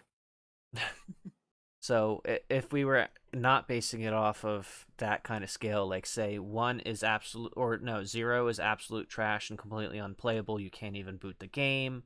Like 3 is it's kind of like, I don't know, Ride to Hell Retribution levels of bad. But you play it just for the meme. 5 is completely average. 7 is Resident Evil 2 remake, and 10 is Resident Evil 4. I give it a 5.5. All right, yeah. So we're on the same page. Yeah. Awesome. Okay. I mean, the funny part is that I know we've been waiting a while to get to this, and I wanted to make sure Mark had a chance to expound his opinions on this. But, when we're talking about the concept of like remakes and reimaginings and tweaking of things, I would be remiss if I didn't, want to hear Mark's opinion on, even though we're segueing out of the Rome Total War area. We hinted at this earlier as the game to talk about. Time for dessert, boys. Before you mention that, I do want to touch upon what you were saying earlier with the absolutely. Halo 1 Halo 1 anniversary. I Mhm. did want to give that a quick honorary mention as being a really cool remaster, because I thought it was awesome how you could just hit one button and go back. Yeah, to you the could toggle original back and forth. That was Xbox cool. graphics. Mm-hmm. So yeah, just a quick aside there in our segue period here. Yeah, I always thought that was pretty cool. No, actually, you make a great point. I wish more remasters allowed you to do that because, it's kind of tough because if you're not constantly playing the older game, you kind of have there's like a state the game actually exists in, and then there's what your nostalgia memories kind of cloud and make your experience of the game based off of the graphics of the time or the technology of the time look like. And to me, playing the original Halo, even though by comparison it looks like Polygon City with a guy that has an assault rifle, compared to modern games, even the remaster of it essentially looked essentially like what I felt the game was in 2001, 2002 when it came out. Yeah, it came out in. It wasn't like I was looking. I'm like, wow, this like absolutely blows away what the game felt and looked like at the time. No, it basically feels like what the game felt like at the time, and it looks like just a more modern looking version of the original one. Yeah, That's why. Yeah, just the honorary mention there. I thought it was cool. Just at the click of a button, you can see past and present. That was a cool option. Absolutely. Yeah. So well, here comes the dessert, I guess. Yep, the waiter's bringing it over on a gold saucer. So, like I said, I'd be remiss if I didn't let Mark talk about probably one of the biggest remakes of the past year and probably the next 20 years. Is going to be the Final Fantasy VII remake. Yeah. So, Mark, I'm going to allow you to go ahead and take this away. Wow, allow him to take things away on my own podcast, Russell. You're welcome. Welcome to the podcast, Joe. We're lucky. You're lucky we're going to allow you to stay. All right, folks. Welcome to Marcamune Cat Productions. We are going to talk about some Final Fantasy VII Remake. Yeah. So, yeah, this is one that I was waiting for a long time, like a lot of Final Fantasy fans were. And, oh, man, just such a long wait. I mean, ever since they teased it with that PlayStation 3 tech demo before the PS3. I remember people lost their shit. Oh yeah. But they actually showed a demo of that before the PS3 came out? Yeah, it was the opening scene where the train pulls up and Cloud just leaps off Midgar, right? Yeah, and Cloud leaps off of the train. And then that's all it was. Yeah, and it cut to black and that was it. Yeah. Now, see, here's the irony. Like, you guys grew up without Nintendo stuff. I grew up really without PlayStation, so I learned it all kind of vicariously through the two of you. Yeah, we'll get you in there eventually. Yeah. Yeah, if it But ever comes to Xbox. yeah, so FF7 Remake, man, ever since that tech demo for PS3, and this wasn't a demo for the game that they eventually ended up making. Just to make it clear for you, Russ, they were literally just creating a tech demo to display what the PlayStation 3 was capable of, and they chose to take that iconic opening scene from Hmm. Final Fantasy VII, which might have been a mistake because of the amount of hype that it generated after that, and the amount of speculation and rumors, and everybody wanted a remake after that. That's what the conversation shifted to, and yeah, we finally got it. And my overall opinion of the remake is I was pretty blown away. I was very, very happy with it, and I don't really have too many negative things to say. It's not perfect, not a perfect remake. I have a few gripes with it, which I can talk about, but overall, I think it's fantastic. Really captures the spirit of the original game. I love the updated combats. I personally, um, going off topic a little bit, I think it would be a little weird to see a turn-based game in today's modern graphics Mm. with these hyper realistic characters just kind of standing across from each other, taking turns hitting each other. Good Um, point. no offense to turn-based RPGs, because I It's grew up outdated. yeah, because I grew up playing turn-based RPGs, and I still enjoy playing them. But when you have these modern graphics and you're going for realism like that, I think an action RPG is much more appropriate for that kind of game. And I love the battle system. It's exactly what I expected it to be. Kind of an updated version, active, action-packed version of the Final Fantasy VII battle system.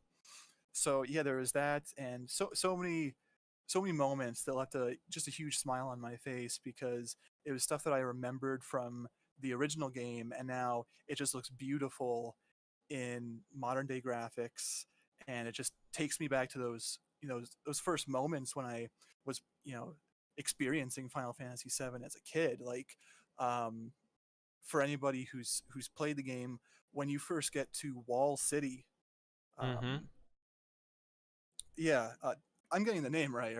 The Walmart. Walmart, The yeah, Walmart. yeah, Wall Market. That's Mm-hmm. what I meant to say. Sorry, Yep. but when you get to Wall Market, um, that city just blew me away.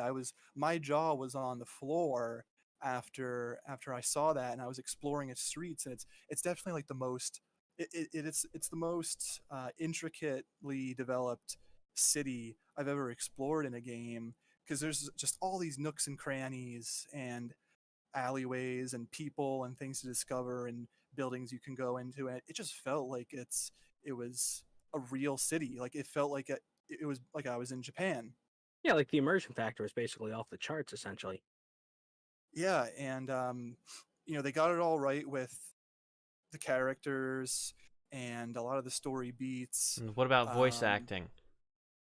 Voice acting, I was happy with that. It it reminded me, I don't know if it's the complete cast from Advent Children or something like that, Mm-hmm. but it definitely reminded me of those voices. I think all the voices were fitting, and they're good for the characters. Okay. So yeah, I mean, the funny overall part is like phenomenal. just seeing that. Now, I had never. I'm gonna piss off a lot of people. I had never played Final Fantasy VII before because I didn't have a PlayStation 1 until like I think 2002, and I bought it to Yeah, play a Yu-Gi-Oh game because it, that was the time for it. it's fair. We Um, all have those kinds of games that those sad moments in our in our yeah. gaming lives. You, now, here's the thing.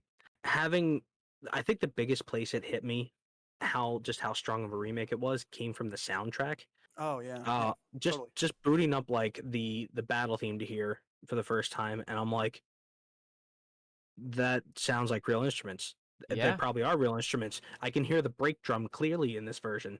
For all those that don't know, a brake drum is literally a brake drum from a car that percussionists use to make the sound you would think it sounds when you hit a piece of metal with a piece of metal. But like at the same time, listening to that, I'm like, I've never even played this game, and this is powerful to me. Yeah, I Yeah, mean, the yeah. soundtrack is the only word that comes to mind is like absolute iconic. You know, Mhm. Well, I'll given the composer, I'm not surprised. yeah, I mean, I've been listening to like piano renditions of the soundtrack ever since I went and actually gave the game its fair shake, because for the longest time, Mark, and you know this, I've considered Final Fantasy VII a tad bit overrated, and I didn't understand why people liked it so much, and I recently did give it its fair shake because I bought it on Steam, and I was just like, you know what, I'll give it a try. You know, Mark keeps talking about this game, how great it is, and I wanted to give it its fair shake because I saw how good FF7 Remake looked, and eventually when you know, either it comes out on Steam or the scalpers stop buying PS5s, I'm gonna pick up Final Fantasy VII, and definitely. yeah. I'm really glad you decided to give it another shot, and I'm glad that it changed your opinion and that it's made you a fan. That's great. That's great to hear. I know we had touched on this before, outside this stream, but it's a real shame that Final Fantasy VII just doesn't get the credit it deserves anymore. You have a lot of people who, I don't know, I feel kind of disrespected a bit. A lot of people like to say that FF6 is the best Final Fantasy in the series. No, they're 16-bit hipsters. Well, I mean, Final Fantasy VII did what the others couldn't at the time, and it was the first one to be in full 3D and look and sound and play that good. Yeah, and I want to give credit to where it's due, because I've played through Final Fantasy VI, and I'm not a big fan of 8 and 16-bit generation games as a whole, but I just want people to know that I have the credibility to speak about all these games. I've played through many of the Final Fantasy games. I've played through most of them in the numbered series, aside from the 13 trilogy and like some minor spin-offs, and 11 and 14, which are the online titles. I have beaten all the numbered games. But Mark, this is most important. Did you beat 10-2? That is one of the spin-offs. Yes, I did beat that game. Yes, we're gonna have to have a different We're gonna have to have a different episode talking about games and maybe 10-2 will be brought up in that conversation. I don't want to go on a tirade now, but I just want to let you know, I take this seriously. Final Fantasy is my favorite series. I gave FF6 the attention that it deserves, and it's definitely groundbreaking. It does a lot of cool stuff. You can see that transition between the first 5 Final Fantasies. You can really see the series grow in FF6, but to me it doesn't hold a candle to FF7 still. So I'm glad you liked FF7 when you played it, Joe, and more people need to remember respect the OG. Well, the funny part is, and we even talked about this before, Mark, like my memory of, the opinion of Final Fantasy VII for the longest time was that and Ocarina of Time were constantly in contention and conversation for like best game of all time. Yeah. Up to what felt like maybe, 2010? People were still having that conversation about which one was the best one, and then it just kind of went away as games got that much more cinematic and better.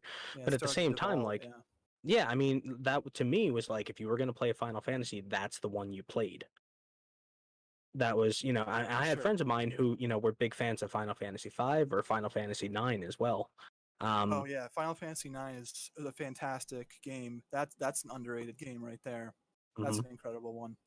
And the thing is that, like, to me, but if I was going to pick one to play, the one I would have to play would more than likely be 7, because that's the quintessential. It'd be like if somebody said to me, all right, which Legend of Zelda game do you want to recommend for somebody to play? Go play Ocarina of Time. Or, that's kind of how I felt about it.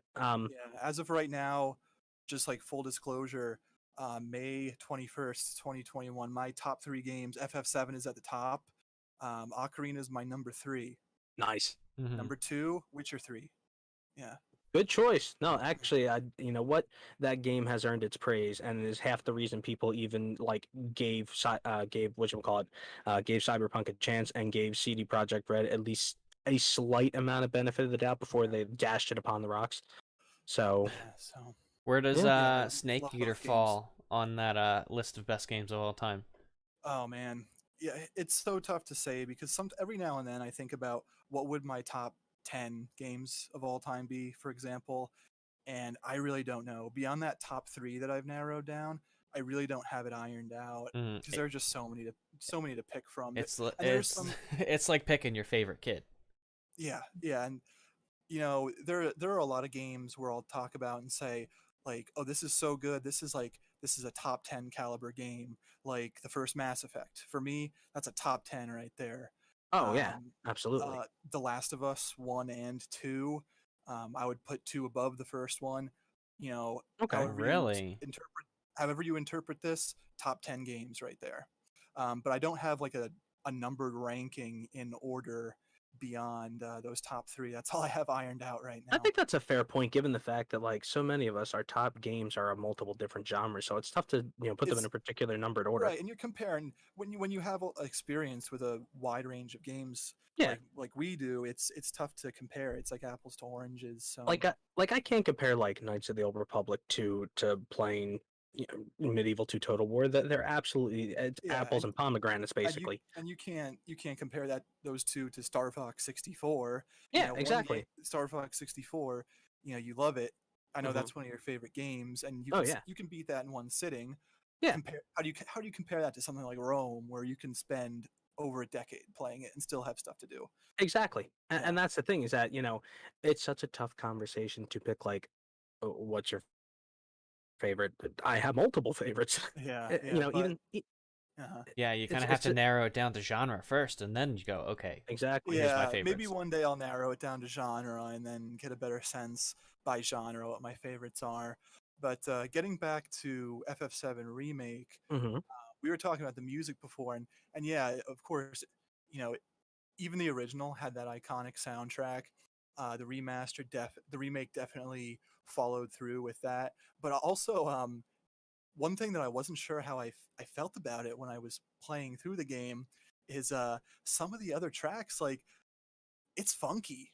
Some of these Yeah. new interpretations of these new tracks, it's like I see the name of the songs when they pop up on the screen and I recognize them, but they're totally reworked. And in most cases, a lot of these songs that I used to just recognize as like MIDI files and Hmm. when I listen to them, a lot of them have been reworked into different genres of music, even.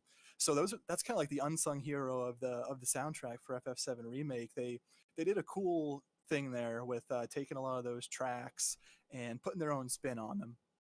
That's a good way to put it. I mean, that's kind of the way I felt about like Pokemon Gold and Silver was that, despite what I felt about the gameplay in certain aspects, the music was one of the highest points of the game because, not only were the new tracks in the new areas fantastic, but the remakes of the original tracks were very well done. Some of them changed genres to be, completely Mhm. more funky compared to the original, or to be, as, more calmed down, the original up-tempo version. And, hearing it that way, it's like, this really lends something to the game that makes it absolutely enjoyable to play through. Yeah, same And thing right there. Yeah. yeah, I mean, the funny part, and I have to ask you this, a good bit of the remake soundtrack, does it sound like what you would have expected the original to sound like if they were using real instruments at the time? Well, like I said, it was something I didn't know how to feel about at first because I'm used to listening when I listen to the Final Fantasy VII soundtrack, unless I'm listening to like the Distant Worlds orchestrations. They didn't cover every song on that soundtrack because it's a massive soundtrack for the original game. Right. So a lot of the times I'll be listening to the original MIDI files. So since they're all MIDI, they all have a similar kind of sound. Yeah. They all sound pretty similar. But now in modern times, they can put music in games that sounds drastically different when you compare track to track. So, like I said, at first I wasn't sure exactly how I should feel about it because it sounded so much different than what I was used to hearing. But eventually, I came to really enjoy it, and I was always looking forward to finding the next jukebox or radio or whatever there was, Mhm. that you pass by in the game where you hear these new tracks, and just so I could see what they did with it and see if I could recognize the original version of it. So I do think it's pretty cool. I like it, and I do think that it fits the theme because some of them, you have like uh, there's like there's one that's like a hip hop vibe. One is kind of jazzy. You have like some blues or something. Hmm. But basically, they have a lot of they cover a lot of ground with the music that kind of meshes really well with the setting of Midgar and being in the slums, and Okay. you know, being among a group of kind of beaten down, trodden upon people, and sometimes Hmm. the music can reflect that, and it's Mhm. cool to see that what they did with that. That's a good way to put it too. And it's one of those things that we don't always give as much credit to when it comes time for remakes, but the music is a big part of the experience for a remake itself. Part of the thing that makes all those older games, when they actually remake them, be even more enjoyable is that the music actually sounds either what you imagined it with real instruments, or it's changed around enough that it kind of feels like it's got a different vibe to it. Like we mentioned Super Mario All Stars before, but while the music sounds very close to what the original sound like on the NES, the music has a bit of a different vibe, especially in the original. It has a kind of Latin jazz type of feel to it, which was different in the original, the very original one. But it's kind of cool. It sets that stage for like the sound you expect out of something like Super Mario World, Yeah, which was also for the same system. So that music part of it plays a big part in the experience, more than I yeah. think some people give credit for. Yeah, music is definitely an unsung hero in games, and I'll stick to this. I'll stick to my guns on this. For example, the Halo series, I would go so far as to say that those Halo campaigns would only hit with half of the impact if they didn't have those classic Marty O'Donnell soundtracks. Absolutely, If they that's had half the reason the something, newer games have not had the same impact yeah, to they me. definitely lost some personality. Still some good music, but definitely not the same. And yeah, I would say that it really does lend to the personality of the game. Well, I mean, Absolutely. it goes to show too. Like, for take Resident Evil 2 remake for example, they basically omitted the soundtrack to a certain extent, and it just feels empty without that music. And you can put Mm. the classic soundtrack on if you either pre-ordered the game or spent Wait, extra wait, wait. money. Are you telling me X gonna give it to you isn't in the soundtrack? I thought it was. But yeah, Should be. no, it didn't feel right, and even with like the classic soundtrack, it just felt out of place because Mm. it felt like I don't know how to describe it other than like loopy. Because like the menu, you're pressing buttons in the menu, and it's like bloop bloop deep doop doop doop, you Oh know, yeah, and it I just love those classic bleeps and bloops from the Resident Evil menus. yeah, and it didn't feel like it fit well with the the original or I Mhm. mean the remake. But then Yeah. again, we said that's not a remake. That is true. I mean, that kind of showcases kind of the fluidity you can treat those terminologies with, Mhm. those different terms with. But it's and now there again, I don't know a huge amount about Resident Evil in terms of how the soundtrack of the game itself, besides just the general story beats. But was there actually much in the way of actual different tracks and stuff in the original game, or was it more Mainly for ambient sound? ambiance. Yeah. Okay. Yeah. I mean, Yeah, I because mean, I, Like I those could save definitely understand rooms. like. Oh, okay. well, when you would go into the save room, if you were playing on the remastered or the remake Hmm. soundtrack, uh, it would only play once, and that was the first time you walk into a save room, and then it would But that never, was it. Yeah. and then it would never play again. It was just dead See silence.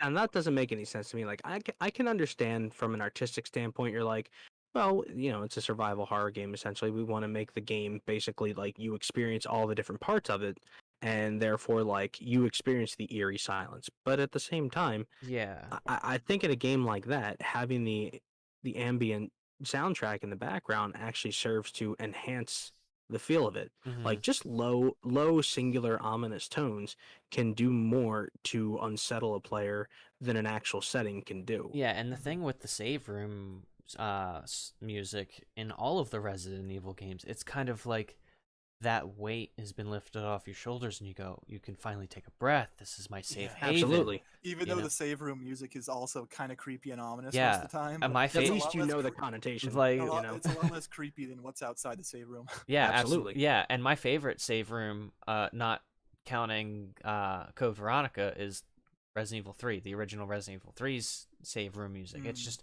it hits hard because exactly with what you said. It's less creepy than what's happening outside the safe room. it just punches home with the feeling of anything could be right on your tail the moment you step out that door, and Absolutely. it's right. It's awesome. Yes. So, I do want to bring it back to FF7 Remake a Go bit for it. and touch on that some more. Now I know Russ, you've never played it. Joe, have you? Sorry, have you played through that game? Have you played it yet? Have you beaten it? FF7 remake? Yeah. No, I haven't, because like I said, I'm kind of waiting for it to either come out on Steam or for me to Right. be able to get a PS5. Okay, so 'Cause- neither of you have played it. Well, I actually watched some of the gameplay, but I wondered if there was a certain point you were going to talk about because, and I mean, it's been out for a while, Joe, so I hope you don't mind if at least something gets kind of spoiled a bit. But Well, you I also was- have to remember I've played through the original, and I mean, if the story beats are basically essentially the same, I don't see how it could really necessarily be a spoiler unless it's something that's like Well, I drastically don't want to different. spoil anything for anybody who could be listening. But yeah, I just wanted to, because I mentioned that I wasn't completely happy with everything in the game. And, Mhm. I've talked about a lot of the stuff that I do love about it. And overall, it was a fantastic experience. But I did have a few gripes with it. Two of them are kind of minor. And one is not really the game's fault. But the first gripe, pretty minor, but the fact that it's part one and not the whole thing. That's one gripe. Agreed. Episodic, yeah. Yeah, the episodic nature of it, kind of annoying. I mean, I'm a huge fan of it, obviously. So they could release it in 5 parts for $100 each, and my dumbass is still gonna buy it all. But I wanted the whole story in one package. But we just got part one. We got the Midgar section of the game, which is pretty much disc one of the original game. That's one gripe. Second gripe I have with it is the side quests. I found the side quests to be really weak. They feel like those generic side quests don't really have any meaning in games that I'm sure both of you have played before. Oh, you mean the Breath of the Wild side quests? Or Well, I've the never played Skyrim side Breath of the quests that Wild. are Take like take my generated. word for it. Yeah, so I can't speak too much on that, but I like to describe side quests like that as kind of like what you would expect from an MMO, where Filler. they just cram so many thousands of quests in there that Mhm. they don't even resemble anything interesting anymore. It's pretty much someone telling you to go here and do this, and then you're rewarded with X. Yep. So it's Um, like one of those Skyrim-y like generated quests where it's just like, oh hey, go to this generalized location, kill bandit, or right. and then come back. Right. Exactly what you're saying. We're not talking about the cool kind of side quest where it's like, okay, you can side with the Stormcloaks or the Imperials, and it has some meaning and it feels cool. We're talking about the side quest where it's some bumpkin in a backwater village, and he's just like, hey, my idiot brother went into this cave and he didn't come back. Go find him. Mm. That's the kind of caliber side quests, but That's a bit of a kind letdown, though. it is kind of minor though. It's disappointing. Well, that it's well, not. here's the thing. From my understanding, the reason why they're making it episodic is because they want time to be able to develop this game fully and completely and to what people expect, right? So Yeah. why not use that time instead of making those dumbass side quests that are basically meaningless and just are intended as time fillers to, develop the game? Yeah, Because true. I'm sure that took time away from development and took resources away from development. Oh, I'm sure. Yeah. Well, But, actually, that brings up a point that I wanted to ask you about it, Mark. And I know I keep cutting you off here, but would you have enjoyed the game more if it was the caliber of, fidelity of upgrade, but without anything really added like the side quests that have been added in? Or do you enjoy the fact that they tried to flesh out the game more?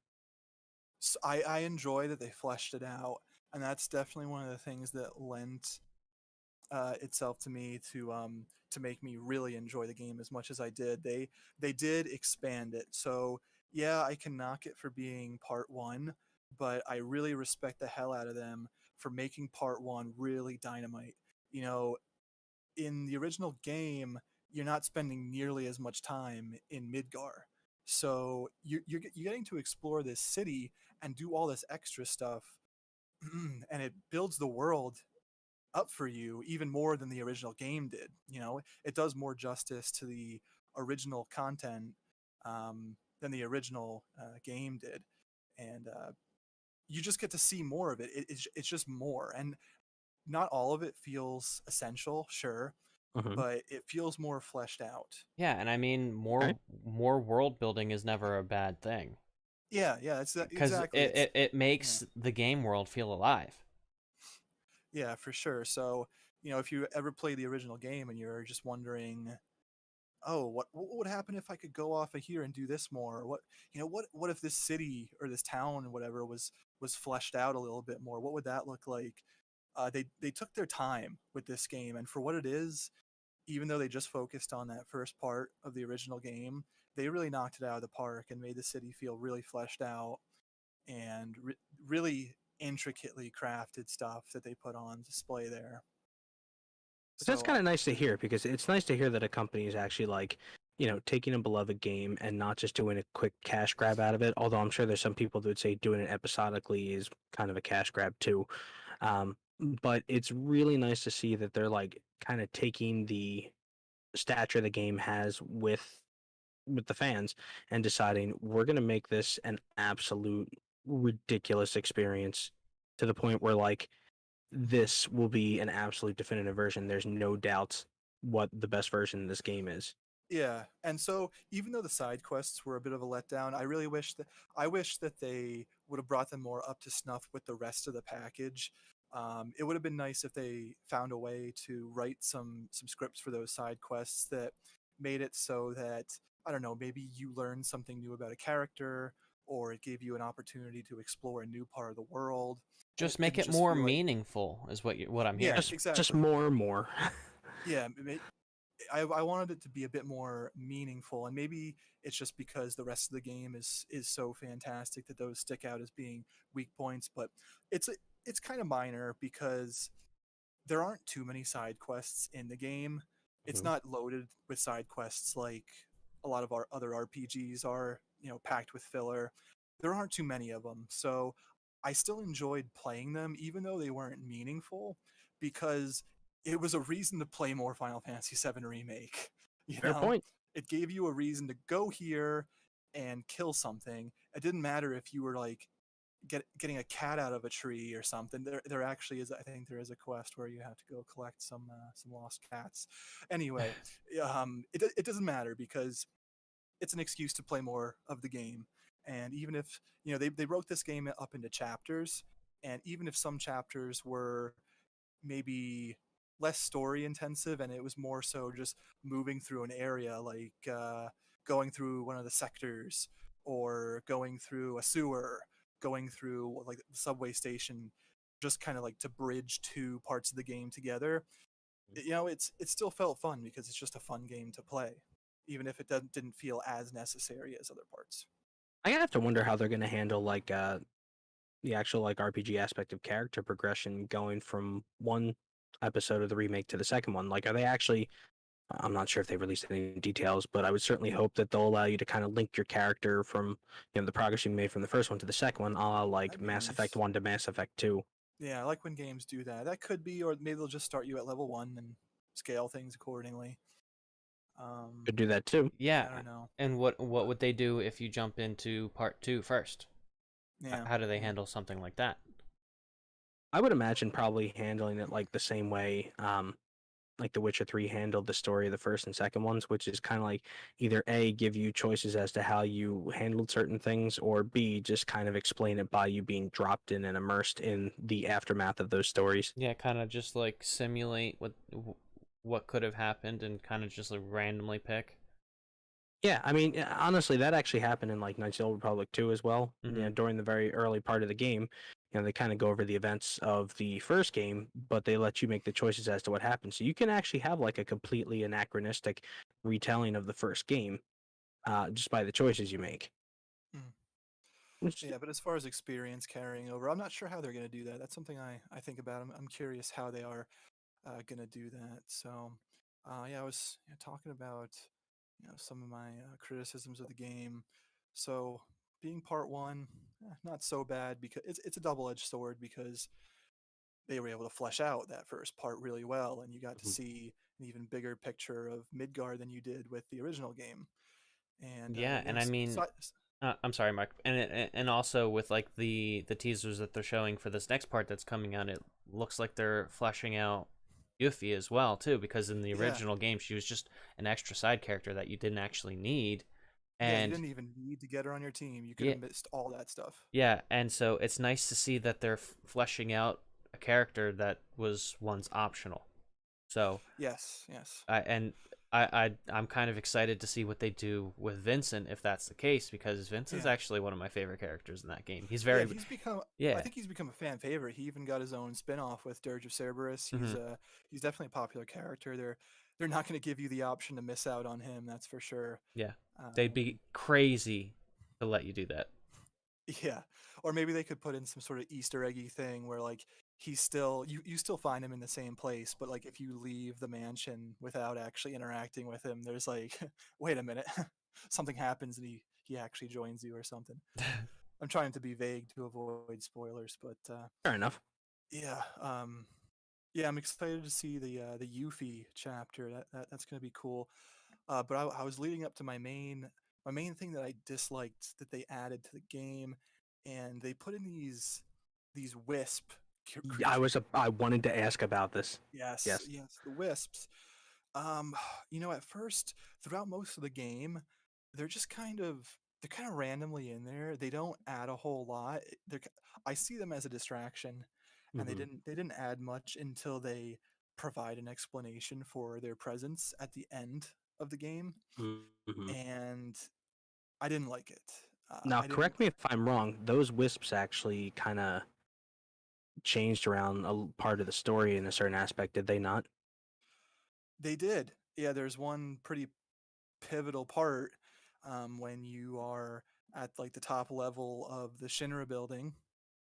I don't know if this is the part you're talking about, but I think so. Yeah. yeah. So yeah, they definitely threw the wisps in there to change that scene, and that scene was definitely better in the original game. Um, but Are we in talking the the part with Genova? no, so this isn't really spoilery, but in the original game, when you're working at the Shinra building, and as you're getting to the top, you see all these dead bodies and blood trails and stuff like Oh, that. after Sephiroth appears and kills Yeah, the so president. yeah, like when you get up there and you find out that Sephiroth's been around there, right? Um, so yeah, they changed that part up Hmm. with the addition of these wisp creatures and make that moment a little weaker. But yeah, I didn't like the addition of the wisps, and they didn't need to be in there.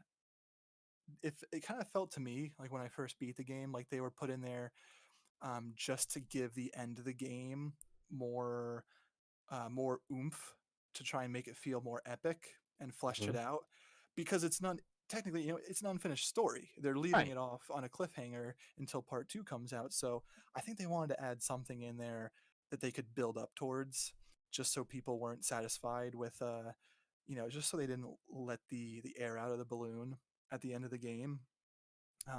But I don't think the wisps were the correct solution. I think the way that the remake should have ended um, should have been, you're at the end of the highway as you're heading out of Midgar, and maybe you fight some really gigantic, crazy Shinra robot, and it's this big encounter. And that could be your end boss for part one. Instead, they put in a different battle, which was fan servicey, and I kind of didn't like that they did it, but Oh, don't that's tell me my they take. did this Super Mario RPG. Oh, right. I don't want to ruin that for somebody here either. Never mind. Forget I said anything. You didn't hear a word I said. Hey, I beat Super Mario RPG the last time Uh, I was playing. did you find the secret boss? No, I didn't do any like this, all the secret stuff. Okay, then I won't spoil it. Forget I said anything. Well, I Yeah, mean, but Mark, I see what you're saying. I mean, I'm going completely based off of absolutely nothing. But in knowing what I know about the original game, maybe these wisps could be tied to, the clones Genova's clones, or Like the reunion. yeah, or That's what I thought too, because they look like kind of these cloaked beings. yeah, But or the they way that the game, or they could sorry, be yeah, they could also have something to do with you know, just the life force in general, or the life stream. they do have kind of a more of a supernatural explanation in the game, and the way that the game interprets these things. Uh, like you were saying, I thought it was going to be something Sephiroth related, and these were like those cloaked reunion guys or whatever. Mm-hmm. But that just doesn't seem to be the case. Okay. But yeah, when you play it eventually, you'll have to let me know what you think about it. But um, yeah, Now, yeah. I was gonna say my question to you is that do you think they're actually using them as a means to kind of guide the story in a slightly different direction, or to kind of change around some of the things people expect of the story? Um, maybe that's it. I mean, yeah, I don't know how how spoilery it would be for me to Okay, then talk about it and and don't. say things actually are, because they're less characters or creatures in a game and more of um, kind of a metaphor. They're kind of metaphorical They're creatures. Yeah, MacGuffins. Are they MacGuffins? Yeah. yeah. You know what I mean by Mark would know better MacGuffin? than I would. Yeah. Yeah. No, it they do basically. I guess I could just come out and say it, and it won't be too spoilery. They're supposed to represent fate and like the beings that control fate. So whenever anything happens differently in the remake because of these wisps appearing, I've heard it being interpreted as it's supposed to represent how the remake will slightly retell the story Of the original. of the original. It's Hmm. not going to be exactly note for note the same, and that's why the wisps were included, because they're supposed to represent fate, and they're kind of guiding the hands of the heroes of the story, all throughout, and that's why they keep appearing. So I don't think that's like too spoilery, because I don't tell you what they do. Mm-hmm. No, it's actually that's pretty good, because the funny part is that despite um, not having played it before, I watched a good bit of gameplay when it first came out because it was fun to watch. Basically, it looks like a movie when you play it. Yeah, it's fantastic. But I started off talking about all these great things that I love about the game, and then I have some those criticisms that I just mentioned. So that led me to the next part of the discussion that I wanted to bring up. What would you guys say makes a good remake or reimagining?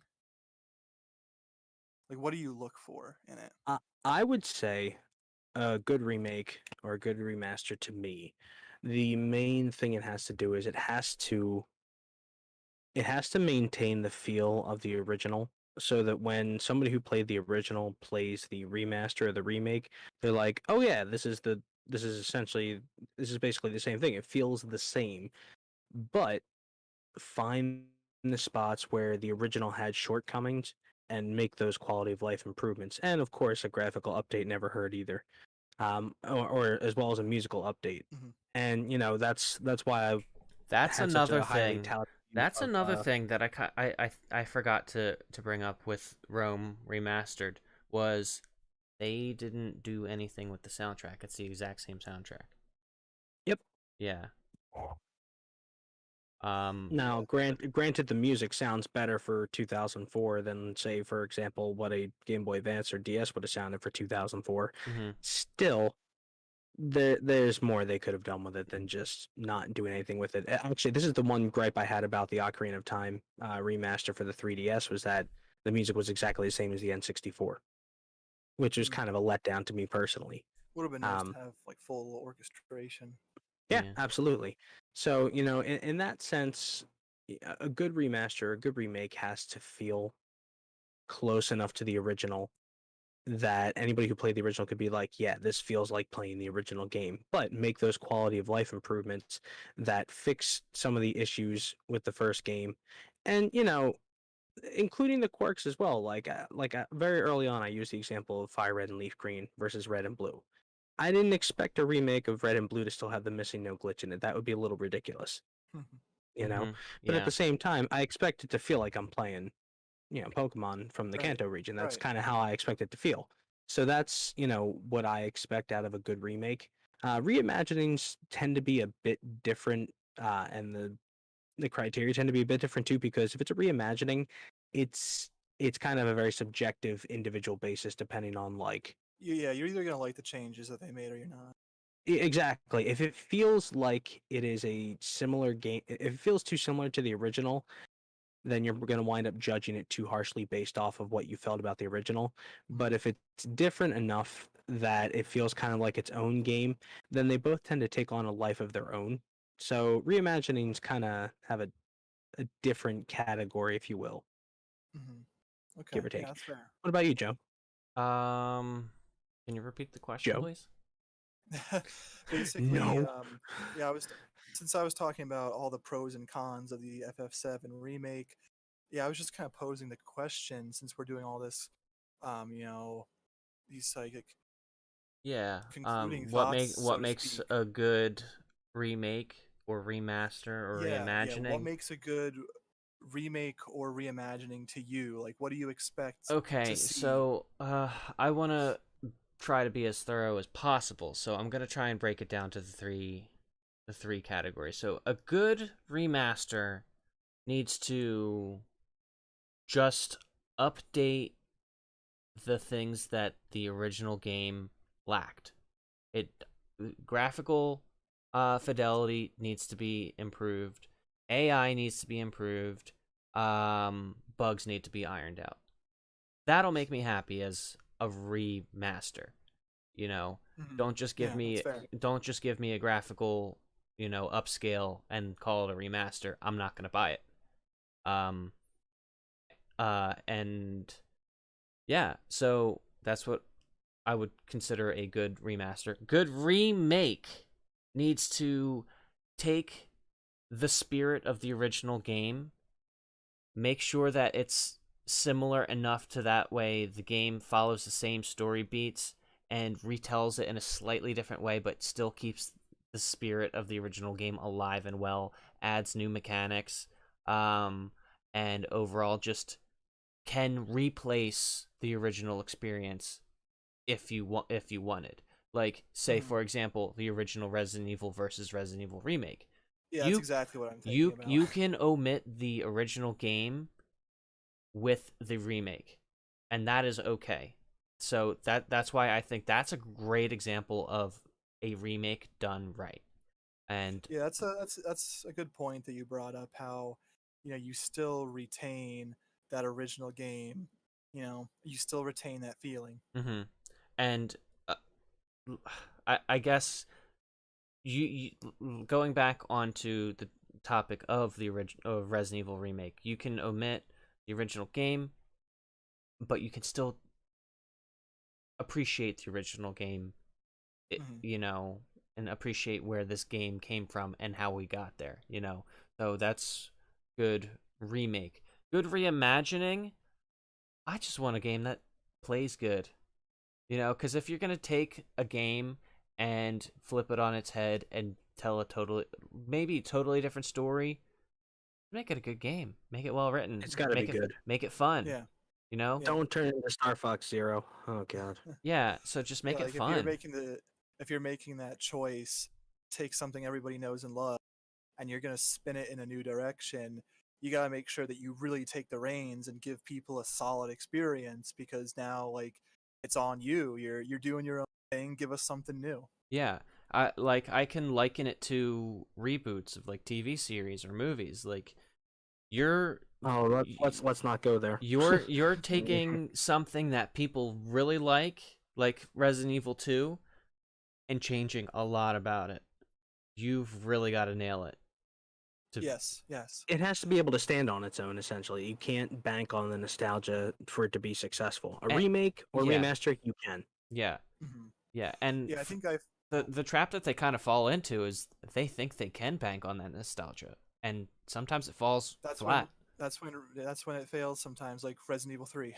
Yeah, absolutely. Yeah, and I think I feel very similarly on about these topics compared to you guys. Um, yeah, I don't have a whole lot to add there, and I think I'm going to piggyback off your same examples there, Joe, because I've just been in a real Resident Evil mindset lately. Mhm. Yeah, great example of a remake would be RE1 to, RE1 remake. It keeps that core game, adds some extras, updates the graphics, but it still feels like that core RE1 experience. For me, RE2 remake as a reimagining, um, compared to really any remake or reimagining, pound for pound, Resident Evil 2 is my favorite that I've played. Mhm. Now that being said, I will clarify that if I had a choice between playing something like FF7 Remake over RE2 Remake, I would choose Final Fantasy 7 Right. because I just like the game more. But if we're talking about pound for pound as that kind of redone experience, for me, Resident Evil 2 Remake really checked all the boxes. It had incredible graphics and atmosphere.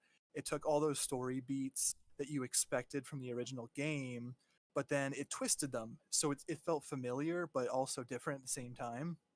Yeah. And It, they also showed you things that were totally new and fleshed out characters yeah, in different ways. and the best part of it is you can play through Resident Evil 2 Remake, and then a week later pop in your old disc of Resident Evil 2 on your PlayStation, and still have a solid experience, and it will feel fresh.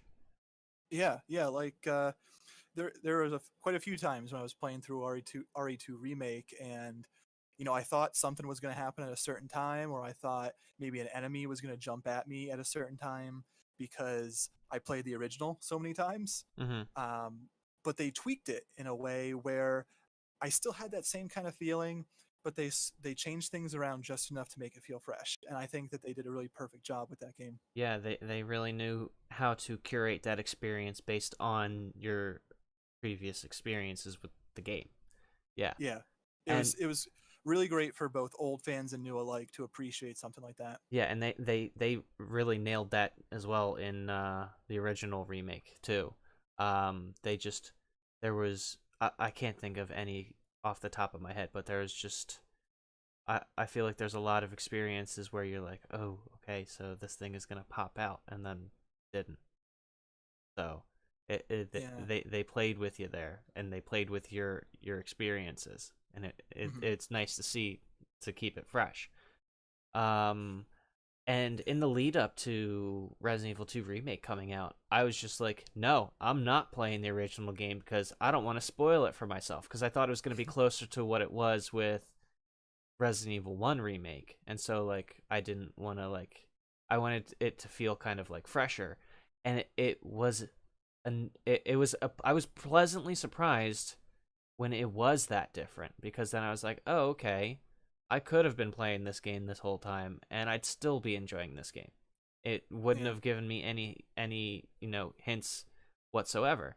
And so then I took that approach with Resident Evil 3 Remake, and I was just like, I'm gonna hype myself up by playing the original Resident Evil 3, and Resident Evil 3, the original, is superior. Oh, So for much sure. superior than the remake. And Oh, yeah, I hands down, and which is such a shame for me, such a letdown, because as you know, original RE3 is my favorite in the series. mm-hmm. Yeah. So Yeah. Also, as a whole, uh, what do you guys think about remasters, remakes, reimaginings? We've been seeing them a lot over the last maybe 10 years ago or so. Um, do you like seeing them? Do you think it's too much? How necessary do you think they are? I like seeing them when they're necessary. So like in the case of Rome Total War, where the experience is lacking because of bugs or just outdated game mechanics, that I can understand. Resident Evil, when it's done right, you're happy to see it happen. Resident Evil 3, when it's not done right, you're disappointed. I think it depends on if there's a need to have it be updated. Like you wouldn't go back and, even though they did, remake the original Metal Gear Solid because it's just such a well-crafted game. Or actually, no, you probably would be able to get away with doing a remake of it. And again, they did. Because the control scheme was outdated, they modernized it with the controls. I still haven't played Twin Snakes. Neither have I, and it's basically impossible to get it these days without selling your firstborn child. But no, so I guess, yeah, what's a game that they would not need to remake? I guess, like, I don't know. Even though it's probably been too recent to justify it, I can't see them remaking, like, say, a game like Red Dead Redemption, because the game the game as it is still holds up, Right. Even though it was on a Xbox 360, it's still a beautiful game. Its story is exquisite, like that game, as far as like, what's the word I'm looking for? Preservation goes. I think Rockstar kind of missed the mark with only releasing it on the Xbox 360, but I would just like to see them re-release that on a different platform. Yeah, that's something that would benefit from like the remaster treatment. Just, it sounds like you're saying everything still stands today, everything's still solid. All you would need is just a fresh slap of paint and put it on a new system I can play it on, right? Yeah, put it on PC so that way it's always available. Yeah. Yeah. That's a good way to put it. I mean, you bring up a good point that, in certain cases, it's not always necessary for certain games. It's not always a thing you need to do. Like, I'll give you a good example. A game like Super Metroid is now, like, 30 years old? Or close to 30 years old? It came out in 1993, I think. So it's like 28 years old. Mm-hmm. Well, the game itself, they've been trying to recapture that feeling with 2D Metroids, but there's no reason to remake that game. It is basically perfect for what it needs to be as is. And if you tried to remake it, it would constantly suffer from trying to live up to what that game was. So in certain circumstances, games like that don't need to be remade as long as they're readily available. That brings up the other issue with certain things. Some remakes tend to be to make the game readily available to other people. That's that can sometimes be an issue as well. I think it is fair though, I like because I mean, if you do want a copy of an older game, and say you're like me and I love getting physical copies of games, I definitely love the collector aspect of the hobby. Sometimes the original can be really expensive. So absolutely. if you can see if they remaster it even, or not even remake it, for example, if they can do that, put a fresh coat of paint on it, and sell it to me at a more reasonable price, I think that's an attractive prospect. Like, for example, last year I played Shadow of the Colossus for the first time. I don't think it's a valuable game for PS2. I think it's relatively common, but they remastered it for PS4, and that's when I got my first experience with it. And it's a beautiful game. It's an awesome experience. I'm curious to know, Mark, your thoughts on Final Fantasy VIII Remastered, because that, from what I've seen on Steam, like the Steam reviews, is very lackluster, because all it seems that they really did was update the character models, make it a little less jaggy, kind of, and smooth it out, and that's it. They didn't really do much else. So you have high definition character models over top of low resolution pre-rendered backgrounds. Yeah, well, believe it or not, I haven't looked into the Final Fantasy VIII remaster a whole lot. I've seen some of the footage, Mm-hmm. enough to know that they didn't do a whole lot with the visuals. But you might be surprised to learn that I didn't play through Final Fantasy VIII until just a few years ago. That's right. Really? That's the first time I finally went through it all.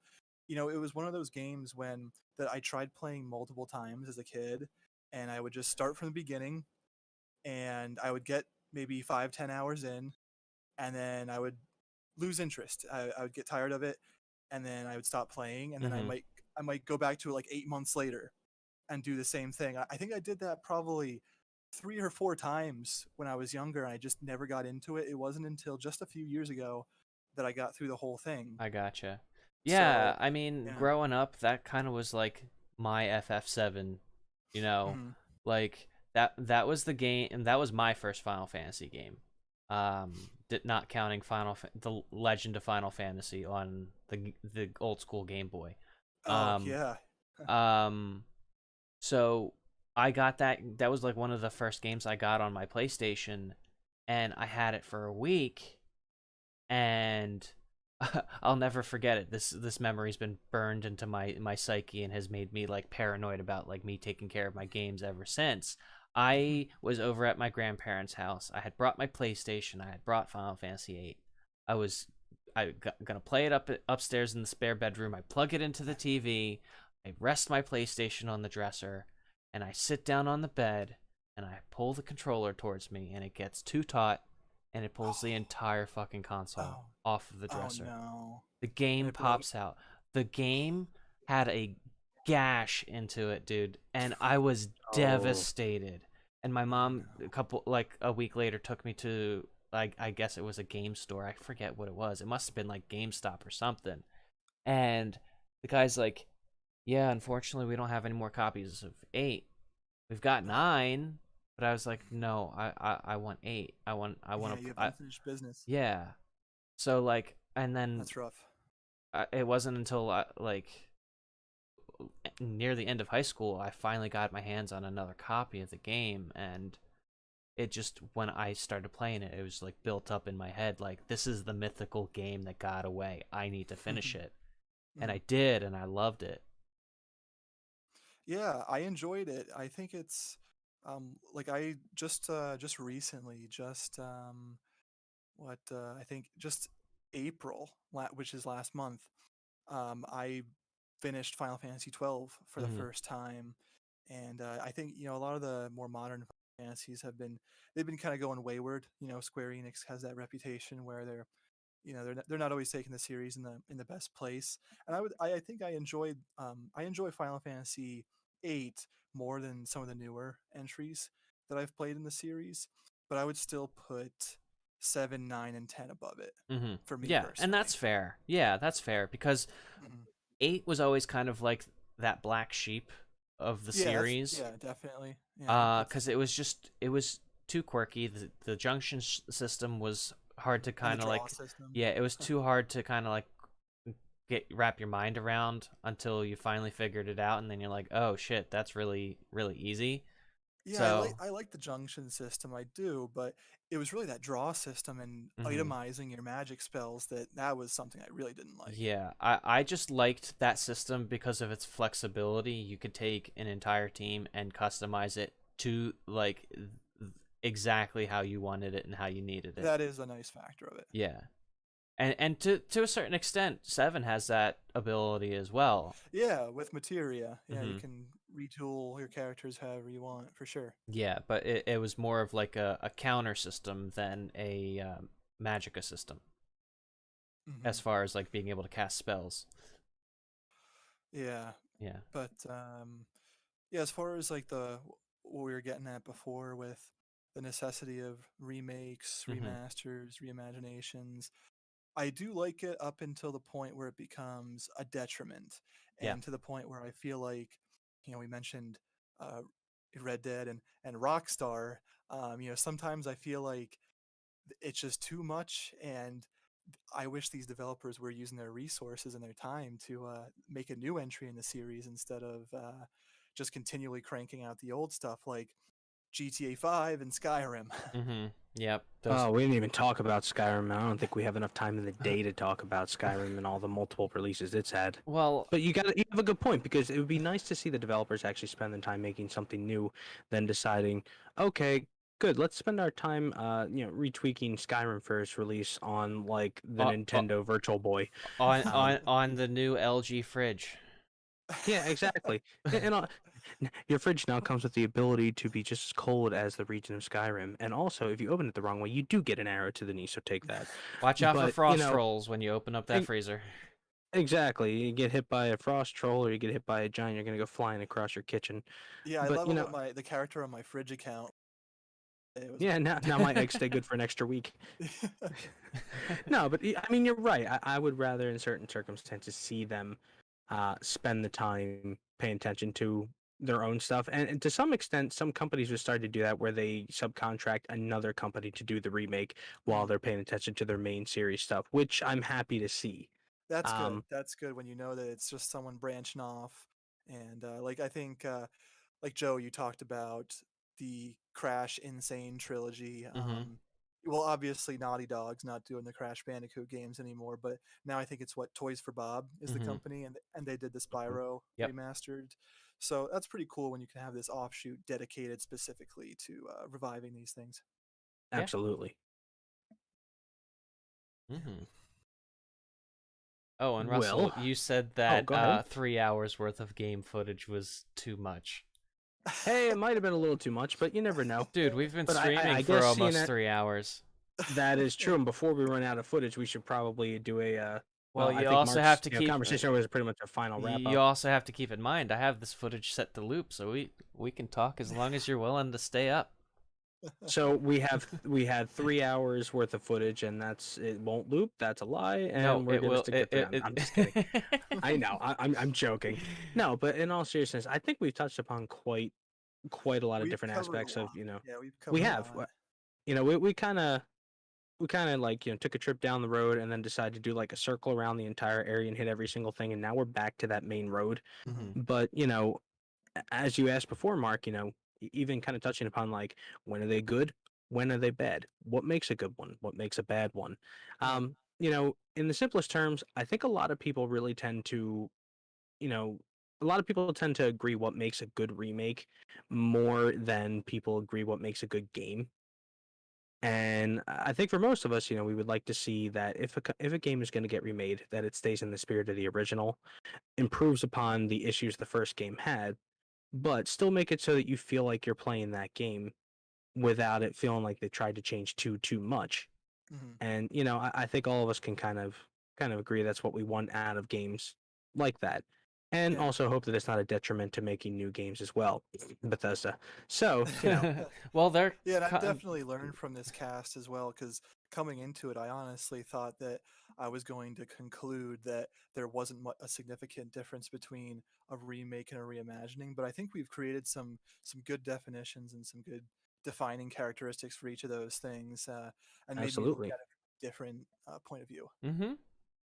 Yeah, this was a great talk. Joe, do you want to do any final thoughts on this? Yeah, so put a nice bow on it. Well, before we close things out, I want to give both of you an opportunity to talk about your YouTube channels, talk about what you've been working on, what you want people to see. Also, links in description. Yeah, so I do have a YouTube channel. I'm not very active with it. It was kind of an experiment that I did mainly during the pandemic over the past year, where I did create a video, and so it was kind of an experiment, and I'll have to figure out whether or not I'm going to continue with it. Maybe if I get a response, or if people like what I'm doing, then maybe I could take it from there. But yeah, I'm Marcamune on YouTube and on Twitter. And I will say, Russ, I did give his video a watch. It's 30 minutes of pretty good shit, man. I really enjoyed it. No, I'm looking forward to watching it too. Yeah, I was gonna surprise you guys at some point. It's no big deal if you want to watch it now, but yeah, yeah, I'm curious to see what you think about it. Gotcha. Yeah, definitely. I will put that on my my to watch thing because that'll probably be something I either watch, by tomorrow morning or during the day, sometime tomorrow. So I definitely want to take a look at that. Cool. Um, Yep. Or we could wait for a time when we're all together and we can well, watch that it too. together. Yep. Yeah, I can sit there and ridicule you in real time. No, Yeah, so I'm link kidding. I'm kidding. link to Mark's channel in the description. Russell, Ace well- X-Wing. I know you've got a channel that you share with one of our friends, Danton, Yeah, so it's that you do a podcast on. So the channel is Pansy Podcast Productions, Pansy with a Z, which is short for Panzarelli, which is our friend's grandfather's surname, and so the channel itself is home to two main shows talking about rock music and metal music in general, and another one talking about different various topics in music education and education, of which Joe is actually guest starred on one of those episodes as well, I have. where he has expounded on music from the Metal Gear Solid series as well. So, we do quite a good bit of a different style of videos on that channel. It is not personally my channel, but I am on it fairly often. I'm looking So, forward to a cast when we have Dan on here and Oh. get to Oh, talk about That'll some be game fun. music. That'll be That'll be absolutely good. That'll be a good talk. fun. Yeah. Yeah, I can't Might wait to need get more than completely 3 mired in hours of technical game term. footage that night. Well, Oh yeah. yeah. I mean, we can. I'll record as much as I need, and I can always make it loop. I hope you got a few days. Maybe multiple parts. Yep. But yeah, absolutely. Check out the channel for Pansy Podcast Productions, and check out some of the rock talk, check out some of the music education talk, all kinds of different stuff there to take a look at. So feel free. Yeah, if you're into And, all that music stuff, give them give them a watch. Links in That's description. the reason why I put such an importance on that when we talked about the remakes. So Mhm. got to We need, get that like, a music cool talk in there. outro